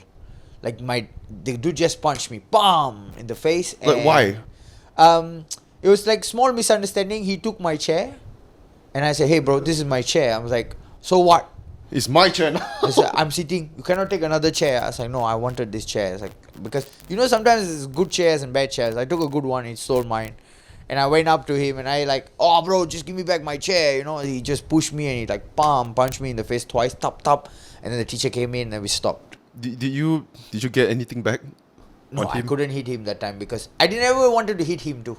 Yeah, you're not, basically you've never... He hit me, like he hit me 2-3 times, but he kicked me first, then he hit me twice in the head with like thumb, then my head got swollen. You've never been that person, even since young to hit someone if they didn't do anything to deserve it. Yeah. To be a bully basically. Yeah. You've never been that person. No, we got like sometimes when we play, we hit like that. Bam, that's like different, that. bro. They say, hey, bro, fuck you all. Hit, practice to get strong or some shit like that. That's but different, never bro. like, like how this guy hit me. This guy hit me with bad intentions. No, bro. You can see it from young, man. Some kids just they're different, and a lot of it is probably they don't know how to express their emotions, their anger or whatever. I don't know. I think their parents never hit them hard enough at home. No, bro. Maybe their parents is hitting them very hard, so they need to hit that's someone right, else probably. hard, bro. It's like a chain, They intake all the trauma, whatever, and they release it in some other form, True. Some shit like that. But yeah, I got hit by this guy. I also got hit by a Malay dude when I was like 12 years old. That one was bad, because he hit me and then he ran away. I took his bag, white color bag, just put it on a watercolor. Watercooler. like watercolor, you know, like Oh, the color, the water. Why do you do He that? said, well, I was pissed, bro. This dude hit me hard. He like kicked my leg and like he like punched me like in my face, and then I did that. And then after that, the whole gang beat me up. Like 3 guys beat me up. Everybody came, kick, punch. One guy hit the back of the head, and then You're 12, right? 12, yeah. Ah, damn. So you didn't get your revenge. Nothing. Like most of the fights in school never got You revenge. can call them out now Yeah. to meet you at the gym. In neighborhoods also, I used to have fights. Like in my house, like we sometimes like I don't know if you know how Indian gangsters are. Some don't. of the Indian gangsters, right? They don't like you if you speak in a specific way to them, and they feel disrespectful, right? They Like will what? hit you. Like for example. It's like let's say we're having a conversation now, right, Brian? Where they, hey, fucker lah, you don't talk to me like that lah. And if you feel a little bit like disrespectful, right, because of the age gap or because of who he is in front of his friends, right, they will hit you. Oh, like you basically you're talking to him like he's just anybody, like you didn't show No, some but like we respect or talk what? like however we want. Like Mm. let's just say I'm talking to you like, hey, fuck off lah, like that, and I'm like, oh, he got pissed off, and then he won't tell you. He call you later. It's like he'll try to hit you. They hit me like that many times. As I was young, you know, like these guys were like they play with me, and then accidentally we fight. When we play so much, right, to a point like we don't know, like we just talk to them like regular people. Like then we say something wrong, and then they feel offended. They call you, they hit you. Yeah. Okay. I remember I got hit with a badminton racket once. Yeah, like hard. Oh damn. And or they will play futsal, and they will kick you in the face with the ball. Oh, they'll Like, blast the ball at your face. Yeah. Oh, They'll be like, "Toop!" Or hit you in the face. I'm like, oh. They say, who asked you to stand there? They'll say that. Oh, okay. Yeah. Yeah, so like, yeah, bro, I've gotten some mean beatings like this Yeah, before. bro, I have this this joke. I tell my buddy, I'm 1-0, but I was standard 1. So there was this dude, and he was the gangster of the school. I was standard 2 years old. I'm sorry, standard 2, standard 2 years old. No, he's standard 2, and he was smoking. So if you're standard 2 and you're smoking, you're a gangster lah, bro. No lah, you're just a disobedient kid. He's gangster. I'm standard 1, bro. I'm like, what the fuck? Whoa. And so is this dude. He's 1 year older than us. Okay. So suddenly we're at this sand pit at the corner of the school padang. It's a sand hill, very small sand hill. Then they're like, oh, you're up next. You have to fight him. Like, for what? I don't know what. So I don't even know how to say no anything. And I was very tall when I was young. So when I was 12, right, I was this height. I stopped growing when I was 12. So when I was standard 1 also, I was a head taller than everyone, at least. So we went on the sand hill, and then the fight start. I just kicked him in the leg, and he cried. The gangster cried, bro. And then the bell rang, and we all went back to class. Yeah, so that was it lah, bro. Yeah. Hey, okay, dude, let's talk about Jake Paul and Mike Tyson lah. Okay, go ahead. Yeah, okay, so biggest talking points lah was the fight rigged, right? Was it staged? Was I hear people saying that Mike Tyson was not allowed to knock Jake Paul out, and Jake Paul. Some people think that Mike Tyson is not allowed to knock Jake Paul out, but Jake Paul is allowed to, something like that. And then there's also another one where you hear where it's just an exhibition match. They both are not allowed to knock each other out. What do you think it was, man? Does it even matter? They made so much money. It's so fucking much money, bro. I heard what Mike Tyson is 20 mil, Yeah. Jake made 40. Yeah, so Jake Paul is making more than one of the scariest boxers ever. Yeah, but you need to understand, right? Mike Tyson is what, 57 years old? 58, bro. 58, He's yeah. How old is Jake Paul? 27. Bro, I'm pretty sure Jake Paul is in like all kinds of steroids. You can see it just from the way of his skin and stuff. I don't know if you do research of like watching this kind of podcast about steroids and stuff. I do a lot. What's the guy's name? One of the famous YouTubers. Yeah, right? I know. Like, not only that, like I More plates, more dates. Yeah, exactly. He's good. Yeah, so like I watch a lot of these steroids things, and to be honest, I'm also like thinking at my older age to start taking some.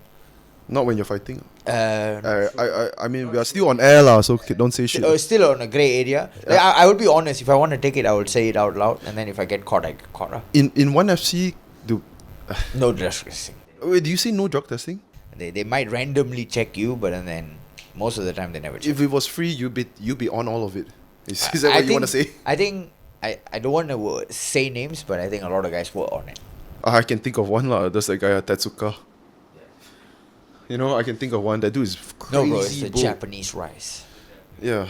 But yeah, I think like you can see Jake Paul like very well conditioned, bro. very well conditioned. I'm pretty sure he took everything that could be possible, especially with the money he makes. The steroids is like It's doesn't nothing even to cost him him lah, anything. bro. Yeah, he probably been on a good cycle throughout the whole camp, and then focused on just fighting the smartest game possible against Mike Tyson. So Mike Tyson will never be able to have the gas tank as him. never. Never. No, At that age, no. with every because you have to also think like Mike Tyson is definitely taking stuff also. Not only that, it's like Mike Tyson was never like a gas tank fighter. Mike Tyson was always an explosive fighter. Super. It's like boom, boom, boom, and then he rests. And then boom, boom, boom. It's like 1, 2, 3, and then that's it. Or 3, 2, done. Yeah. You know, Jake Paul was like more relaxed, had a good gas tank. Like wata, ta ta. Was never power shots. I think Jake Paul he's so far like all of his fights, he's best when he's in and out. He's going in and out and just circling around. Yeah. That's what he's comfortable with. The fight with Tommy Fury, I don't know whether you watched that. I think Tommy Fury is a way more smarter boxer. He just pressured him better, and he couldn't do what he wanted. Yeah. And plus, you need to understand, Tommy Fury has experienced boxing before as a pro as well. Yeah. Jake Paul just coming off being... Who was his amateur fight? KSI? Ben Askren. No, amateur fight in boxing. Oh, amateur fight. Yeah, those YouTubers are. Yeah. I don't know, not KSI, some Yeah. dude. Bro, there was one Nate Robinson, Yeah. a basketballer, bro. Yeah. Yeah. Tommy Fury has been fighting real boxers as an amateur. Okay, so before the fight took place, what do you think was going to happen if it was a real fight? What you mean? What was your prediction I before? thought Jake Paul would have win. I thought not only would he have win if it's a real fight, right? I thought he would knock Mike Tyson out in the third, fourth round already. I don't think so, lah. I don't think so because there's a... So, look, Mike Tyson's career, right? Not a lot of people knocked him out, right? Yeah. Yeah. Yeah. 6 losses, but there are also like not many people knocked him out. Reason why I thought I think he's definitely like more on like a stronger end of like having a solid jaw. You know, like he's definitely like that solid guy, man. No way he's like a easy guy to got you. drop, you know. Yeah. Number 2 is like you need to understand Jake Paul was coming from a weight class way more below to a weight class up. Do you hear how much he weighed in the fight, bro? No. 220, bro. Who, 220 pounds? Yeah. That's nothing, bro. It's like 97, 98 kilos. It's nothing, bro. I thought it's quite heavy, man. No, bro. Because people assume that he's he 200. He fought, who's that? He fought he fought Ben Askren, Anderson Silva, all at like 91 kilo, 92 kilo. They're all lighter than him, Yeah, they're all. Ben Askren fight at 83.9 in the UFC. Anderson Silva fight at 83.9 kilo in the UFC. Ben Askren and Tyron Woodley fight at 77 in the UFC. Yeah, they're way smaller, bro. Yeah, bro, I am fighting at 83.9. If I fight Jake Paul in his Boxing. original weight class, Yeah. I'm still one weight class heavier. What do you mean Jake Paul's Jake original? Paul's original weight class is what, 92 in boxing? Yeah, Yeah, but you are 83.9. He's heavier. So he's still heavier. Yeah, And to make 92, I'm pretty sure he cuts as well. He probably cut from 100. So for this fight, he never cut. He just conditioned himself. I thought also that he would knock Mike Tyson out because it's just simply the fact that, bro, he's 58, bro. Yeah, but Mike Tyson have weight on him, bro. Weight plays a big role. I'm pretty sure he can throw a solid punch on you. You get knocked out. I get knocked out straight, bro. But you won't be able to knock him out because of how big he is. He's so fucking big, bro. Unless he has a glass jaw. I don't know. Yeah. Actually, have you seen him get hurt? Who, Mike Tyson? No. Jake Paul. Have you?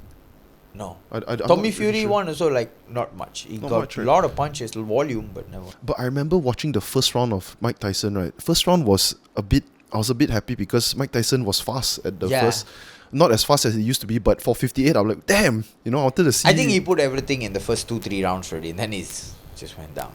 Yeah, but then also, right, when, after the first 1 minute where he was doing his usual thing, throwing combos and going in and I out. don't think he's doing his usual thing because I don't know if you watched Mike Tyson back in the days. Highlights, yeah. Okay, you need to watch fights. You need to watch fights and then you need to analyze. He always had like a more composed approach towards the guys. He waits for the guys to hit them a couple of times. Hit him a couple of times. and then he will focus on getting out and in. Whereas when he fought Jake Paul, he never gave a shit. He just went in. He just did the same thing. Look cool only. Okay. He just he never timed anything. Why do you think he did that? Because I think he don't have the same coaches that he used to have. Okay. He don't have somebody to like talk to. Hey, wait, do this. Hey, wait, do that. Hey, don't do this now. Don't do this later. Now this, now that. No, he had an MMA coach, bro. I'm not saying the guy is bad. Who's it? Rafael Rafael Cordero, Cordero, right? Yeah. But Rafael Cordeiro knows boxing, but Rafael Cordeiro don't know how Mike Tyson's timing is. And they Yeah. only started working recently. It takes a long time to develop. When I saw the first 1-2 Jake Paul connected clean right in the first round, I was like, oh fuck, he's gonna get knocked out, man. No I- lah, do you I don't think so. Do you think Jake Paul didn't want to knock him out at the later rounds? I don't think so. You don't think so? I don't felt think like so. I don't think because if there was a couple of shots that really landed hard. Even if Jake Paul, you mean? yeah, Yeah. Jake Paul landed it hard. Lot, on him. bro. Yeah, but you never see Tyson wobbled. Tyson paused but never wobbled. Not wobbled, but he had a big reaction on his face. Yeah, Yeah. yeah. If you wanted to knock him out, you would have seen at least 1 or 2 shots actually caught him. Bro, come on, it's a fight, bro. Accident can happen. Bro, how many times you see exhibition fights go accidents happen? What do you mean accidentally knock the guy out? I know accidentally you can see the guy stun him a little bit. He never even managed to stun him as much as he could have. Mike Tyson? I mean, No, like Jake Paul, yeah. yeah. So I think if you wanted to really knock him out, I think he had to put more effort. But I think this one, I don't think it's rigged lah. I think it's a good fight lah. Regardless, also it doesn't matter. Yeah, it Yeah, all made Yeah, money. We all watched. We all believe. Hey, it's crazy, bro. 108 million people watched on Netflix, bro. But I couldn't help but just feel bad, man. Like by the time third, fourth round, then I see him taking clean shots. I just think, fuck, he's 58, bro, taking those big shots, man. Don't worry, bro. He got 20 million. Don't worry, right? Let's be real, lah. And anyone would be standing in the ring there eating shots from Jake Paul if they're 20 million, lah, bro. Anyone, lah, bro. Yeah. Most of the guys that fought Jake Paul had a good payday. Of course, he takes Tyron care of Woodley, Okay, so let's. I'm going to shed some light on Jake Paul, lah, bro. Like, Nate Diaz also did. Nate Diaz did. Look, he couldn't knock out Nate Diaz. oh, you're right. Yeah. And that was a. He's a more durable dude. And that is no. And that dude is a way more lighter dude. Yeah, and there is no way Nate Diaz would have had any gentleman agreement in that Yeah. fight. No way, it's a real boxing fight. Yeah. Yeah, and he couldn't, Yeah, you're right. Yeah. Yeah, but fuck, Nate also took a lot of damage Yeah. in that fight. It's crazy, man. Yeah. But no, I was saying I want to shed light on Jake Paul. Like, bro, everyone fucking hates Jake Paul. Of course, slowly now they're slowly going onto his side. But I still remember the Ben. I made quite such a stupid prediction, man. Did you think he was gonna win Ben Askren? I actually picked Ben Askren. I was so dumb. No. I think he was going to win Ben Askren in the first place. Bro, Ben Askren was known to be a good wrestler. Yeah. Never a good boxer. He never had a good specific striking style. He was always focused on clinching and closing gaps without even throwing punches. If you know MMA very well, like, okay, I know a lot of people will say, oh, to close distance, you need to punch. It's like, no, bro. If you know MMA very well and you know how good, you do not necessarily. You see Khabib, does he throw punch? He Fake, doom. to Fake, pressure fake, to the corner, yeah. he just throws some shit. Some shit, but is it like a good boxing punch? No. He wins everybody, bro. Did you see Ben Askren's fight with Damian Maia? Yeah. I enjoyed that, bro. Yeah, he was playing a very smart game against him until Damian Maia took over. Yeah. Then He just like walk, 3 minutes, wrestle fuck him. Walk, 3 minutes, wrestle fuck him. and then after that we realized, like, okay, if Damian Maia can do that to Ben Askren, Yeah. he's done already. Yeah. Not necessary, bro. Damian Maia level jiu-jitsu is there, bro. Damian Maia is world champion. Like, I don't know if you grapple enough. No, There's I don't grapple at all. There's a strong difference between average grappler compared to like a real good grappler. The pressure, the control, all is different, bro. It's like they're saying there's black belts and there's black belts. Yeah, exactly. Yeah, that type of shit.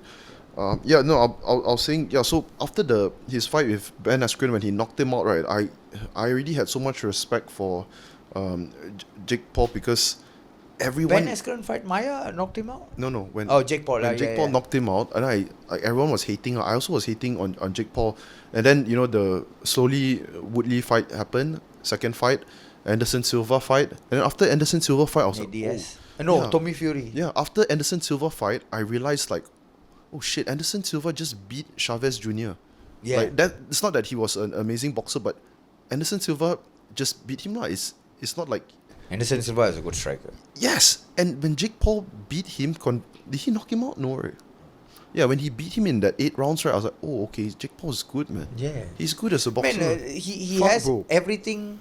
Like, he has all the money, all the The resources resources to become good. So that's one point lah. People will say like, oh, he has everything already, so obviously he has to be good. No. Another argument from my side is he It's has hard not to be good. he if has you have everything and he is successful in YouTube in his career before boxing, and yet he still wants to do boxing. So Yeah. that's something also that I admire, bro. But you also need to understand, right? He is so successful before boxing that made him successful in boxing. Of Yeah, course. because there are a lot of boxers that he's avoiding to fight that is 10 times better than him. And people are saying, oh, the Canelo shit, and like, it's like, bro, have you seen any boxer at his record? What's his record? 11 and 1 or something? Jake Paul. I think can you help check Jake Paul's record? I think it's 9 or 10 or whatever. No, bro, I think he have lesser fights than that. I think he have like, what, Ben Askren? No, I was surprised when I saw it. I remember 11 and 1. I'm like, oh, fuck. Or 9 and 1. I think it's 11 and 1, bro. Yeah, but people are saying like, oh, 11 and 1. yeah, bro. He's fought. No, he's Let's see who he fought. he's fought actual boxers. Like the record, like 10 and something or what, like actual boxers, but they haven't been fighting as active lah or some shit like that lah. But but people are trying to compare, like, why isn't he calling out well, why don't you go fight Canelo or better BF? It's like, bro, have you seen any boxers like 11 and 1 with his experience? You know, Sunny fight against okay, there's Lomachenko lah, but that one's different lah. But that one's different lah. He just now he have nowhere to run. No, bro. Another defense. People are saying like he's fighting what do you call that? Trash cans, tin cans and all. That's what boxers do. Right? A lot of them do that shit until 10 and 0, 15 and 0. You know, then only they start to fight the tough. Yeah, it's also because, but you also need to understand Jake Paul is like in stardom and big money way too soon compared to all the other boxers. Yeah, but he had that money already. He had the stardom. Or it's probably nothing to do with the boxing. He's just Not only that, like now he's getting all these people to run a show based on him being the main event. Also, he's getting big money for that. He's making all those people also rich lah. The Yeah. people that he's working with. Yeah.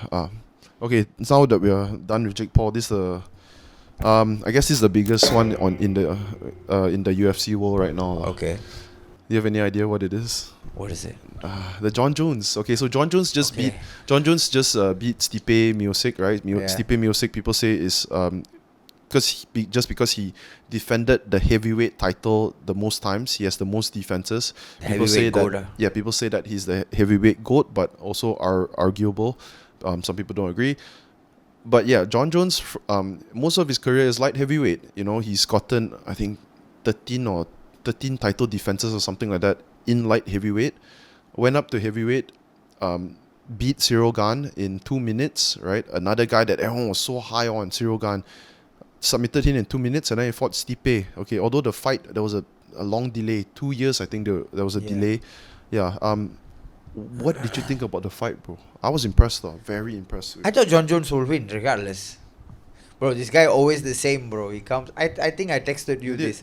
This guy is gonna come. He's gonna win. Even if he lost, even if he didn't do so well in the fight, he will always somehow win in the judges' eyes. But did you think it would have been any closer? Because it really looked like a punching bag, man. No, in my opinion, right? I think Stipe has been like off the game for so long, bro. I think his last fight was 2021. Cormier. Yeah, 2021. It's very long time. Yeah, after that he never fought, bro. Yeah. And also, do you remember at the... And Stipe don't look as small as he used to. He's bigger now. Yeah, he is. He used to walk around like 109 kilos, bro. Now he's like, the last fight he weighed in at like 118. 248. Yeah. Something at the end, the post-fight interview. Do you see his post-fight interview? Oh. Stipe? No. Bro, that's interesting. So he said, like, I'm going to... It was not very, like, a very big moment or what for him. He just had the mindset, I'm going to retire. I'm done. Thank God I'm done. So it showed you that he had 1 foot in, 1 foot out of the fight. Yeah, I think he was... bro, come on. I think he did a lot, and he was always the most underrated heavyweight champ there was. He was. Bro, everybody was like, when he was there, right, everybody was celebrating Francis Ngannou, like as though he was the champ. When Francis Ngannou fought him, he just beat the shit out of him. That was crazy, yeah. I think it's an older Stipe, not the same version of Stipe that it was even in his last fight. He got knocked out by Ngannou, but still, I think his last best fight was against DC, the trilogy. Yeah. They beat each other up badly, man. Yeah. That was quite crazy in the Apex Center. So I think it's just the fact that how John Jones set up the KO and how the KO, if you land that body, that, what do you call that, spinning back heel kick, right, on anyone, you're probably going to go down, man. It was completely clean. Really. I think he did something that, like, not anybody, like not a high percentage of winning kind of thing to win, you know. Not anybody will KO somebody like that. Of course, but it wasn't a naked spinning back heel. He threw a left kick, roundhouse kick to the body. A couple of times. The whole round he was doing it. Yeah, left kick to the body, and then of course the opponent Stipe had to be against the fence. Then threw the back kick, landed clean, and it was done. Yeah. He also like kind of faked by holding his right hand, so he don't fire. So when you hold right hand, you move to the left. His right hand holds Stipe's. So his left hand hold his right hand, like that.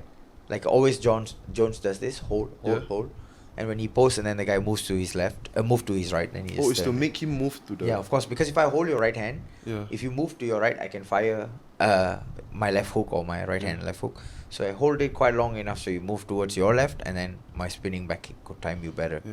Because you will tend to. So if I hold your right hand here, you'll tend to do like that, and then this is open the whole time, and you just turn and kick. Damn. Yeah. Some things like I don't know if you know who is Barry Robinson. Barry Robinson, no. So like he's a boxing coach. Like if you follow him a lot, he will talk to you about like how you can do basic setups with just foot placements without a lot of punches, or like just hand controls, feet positioning. Okay. Kind of like Connor. Connor also does that a lot. Yeah, like hand holding thing, but I think Jones does it in a way where it's like more effective. Connor was like all like hold and strike kind of guy. This guy is like hold, get the guy to move somewhere he wants, then he times better things like elbows, knees, like takedowns, you know. We start to see only more of this in MMA. In boxing, not so much this sort of setups. I think there is. I think it's just not at the highest, not at the guys that you're watching now lah. There are some like lower level boxers who not lower level lah, high level, but they're just not in the main scene lah. Okay. Because of media. Yeah.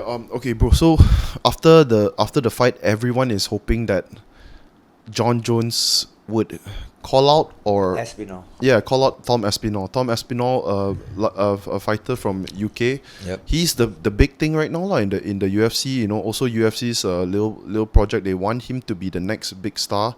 He is popular right now. Whether he's as popular as Alex Pereira, definitely not. He has also not done enough to be that level. Yeah. And the big narrative is that because John Jones says that he wants to fight Alex Pereira, but the big narrative is that John Jones is afraid of Tom Aspinall and doesn't want to fight Tom Aspinall. He's ducking him. So what do you think about that, bro? I think, in my opinion, right, I think Jones should just fight Aspinall, because regardless what we say, right, it's all up to him. But I can only say like where it will go. If you go against Aspinall, we could see a fight in another year or so. If you say a fight with Pereira, it will take 2 to 3 years, because you have to bring his body weight down. You have to do recomposition. Yeah, you will do. You knew how long it took to go to heavyweight, right? Close to 4 years. Oh my god, because people assume Pereira he's the UFC money machine right now. He fights every 3 times a year, title fights, and that is something very rare lah. If you are fighting for the title or defending your title, so people fight once a year, man. Yeah. So I didn't think about that aspect of it. Yeah. He's gonna, but John Jones is gonna, and the worst is, right, if the UFC thinks already, it's like, okay, we want Jones to fight Pereira, both of them will be missing. In action. Yeah, MIA. But I don't think Pereira wants that. I think Pereira wants to stay active, and I think as clearly as you see, Pereira is the kind of guy, it's like, oh, I need break, but I don't need such a long break. I want to fight as much as I can. And whereas Jones is like the kind of guy who will take forever to come back, and then we don't know what else he's going to do. In that 4 to 2 years break, he will hit a lady, maybe he will take some cocaine, he will fail some drug test, and that will extend and extend and extend. DUI, driving intoxication, some shit. So many shit he does. Yeah.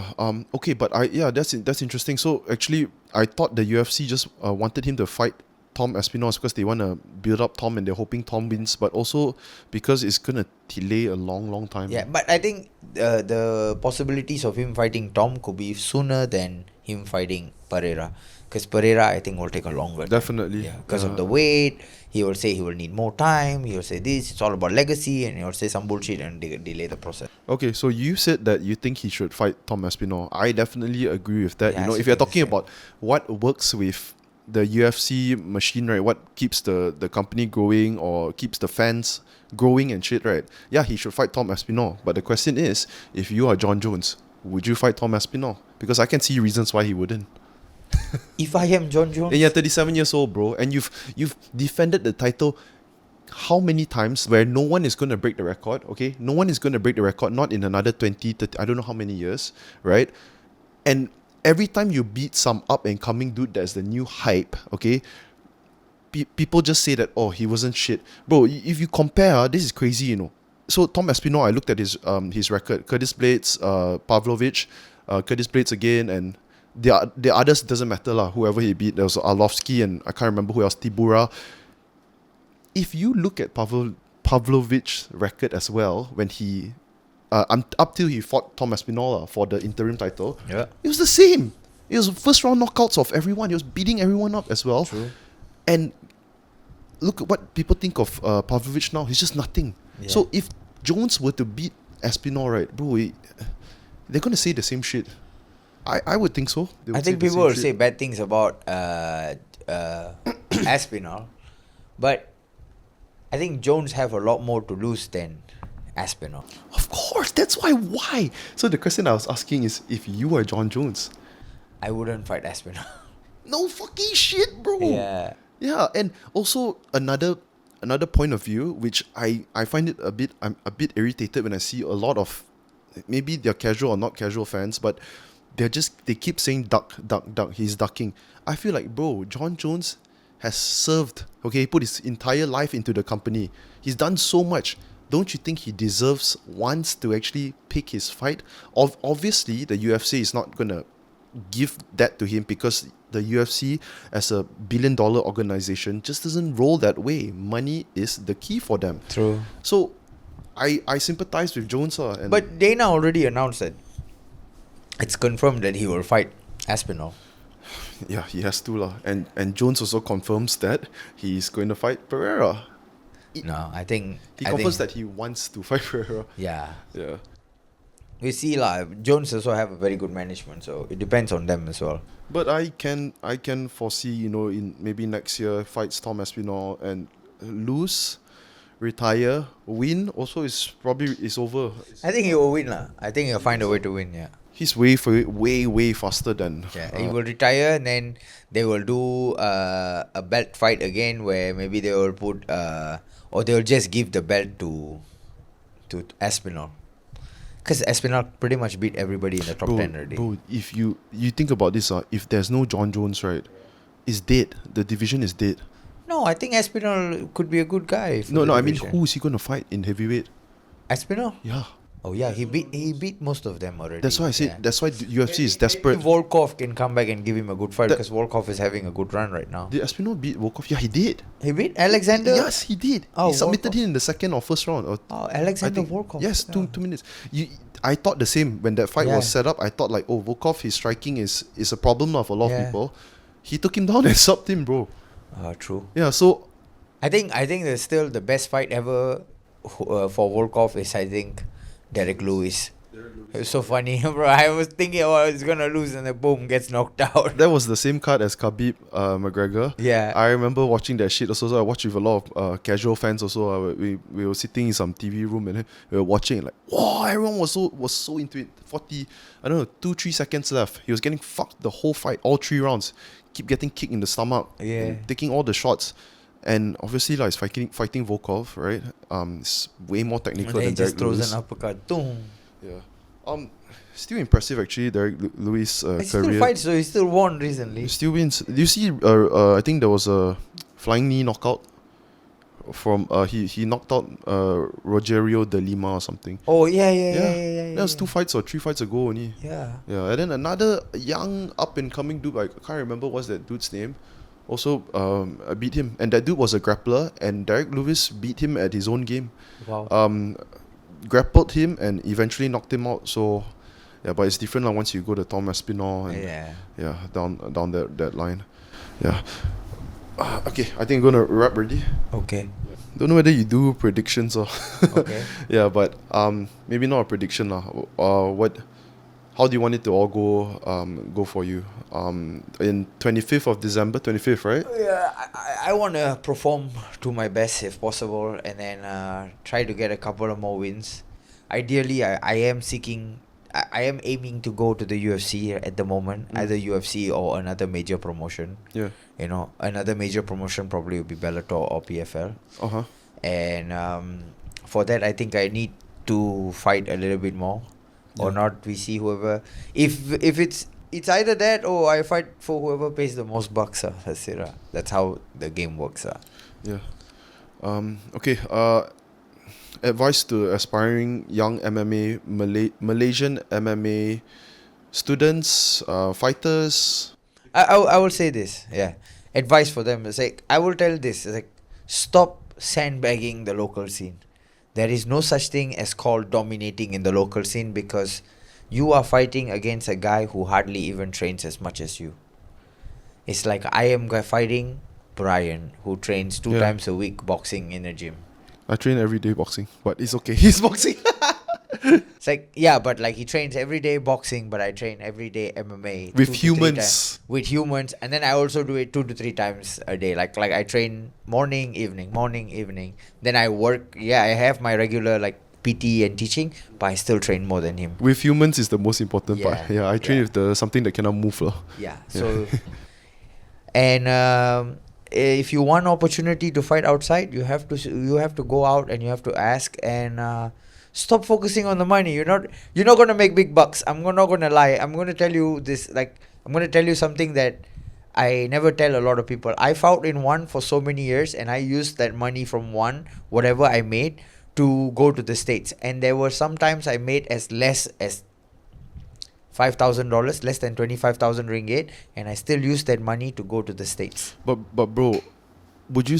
I feel like that's a really worthwhile investment, man. Yeah, I think every money that I made, even now, whenever I speak to my wife say, if you make another big bucks, I think you should go to Thailand or to go to the States just to get some more experience. And that's what I'm trying to do. So let's say like if you do have that luxury, where do you want to go and train? I think the next I want to go is like probably to like a jiu-jitsu gym to train. Like I want jiu-jitsu gym, but obviously they're training MMA. No lah, like I think, especially considering the fighter I am, being a very strong, heavy grappling fighter, Super. I think going to a grappling gym to enhance my grappling would be far more worthwhile than trying to go to a gym full of killers and try to just knock myself out. You know what I mean? Yeah, but bro, actually, now just thinking back, some of your one fights, right? You were banging also with a lot of good strikers, man.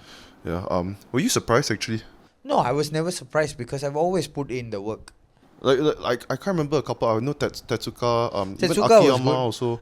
Sebastian Kardensem was good. Yeah. Kiamran Abasov, no, I didn't perform very well. Dante also was good. But you oh bro, that was my actually one of my favorite, Dante Shiro. Yeah, He was so high paced, like what the fuck, bro. Dante was good, and then he's still doing well now. Dante is fighting in Bellator now, I think. Oh no, he moved to LFA now. Sorry. Is it? Yeah, no, but I remember when after he fought Logan Storley to a split decision. Yeah. And that was crazy, like so impressive, bro.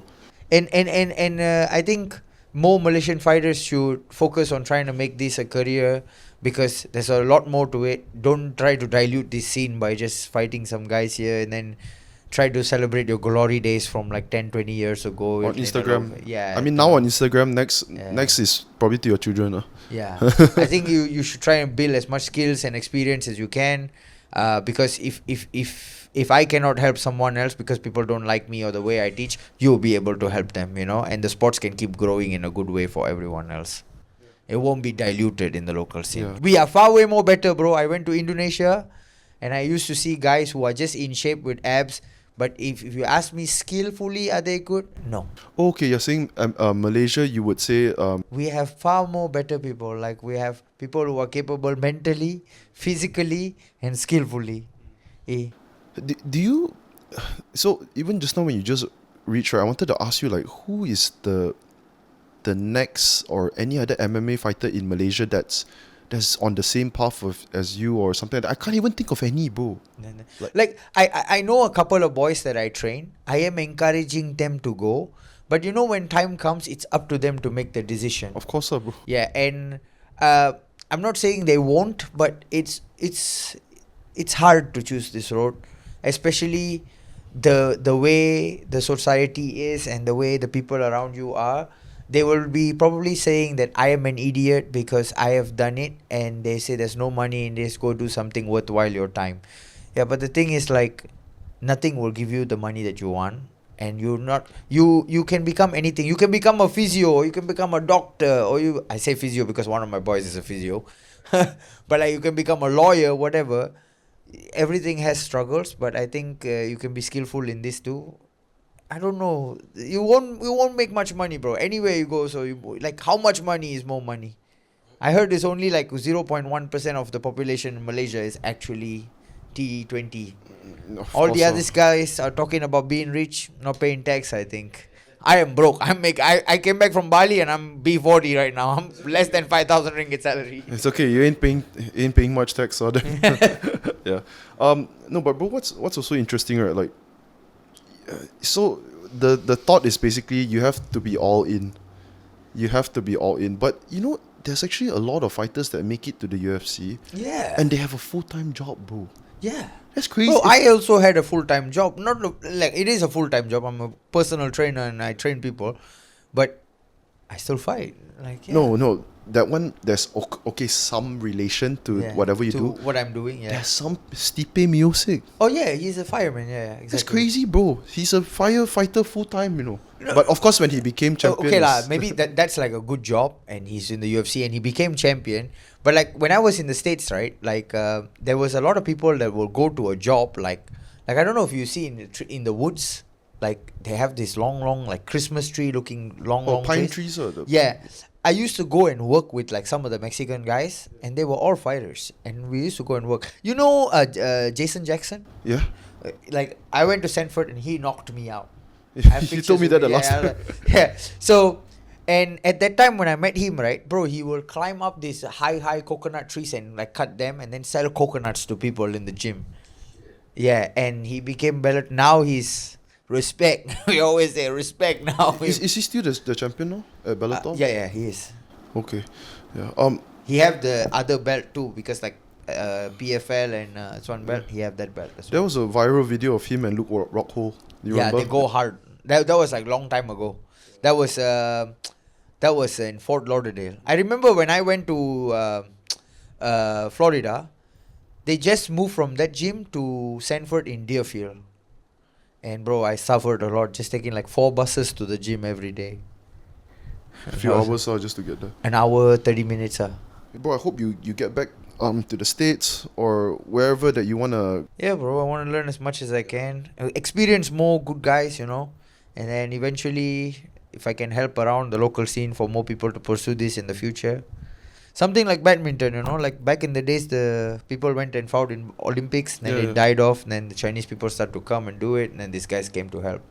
Yeah, something like that. I see it in that way. Yeah, no, it is true. If it's not you now bringing back the UFC title, it's you play the part in the next generations or whatever.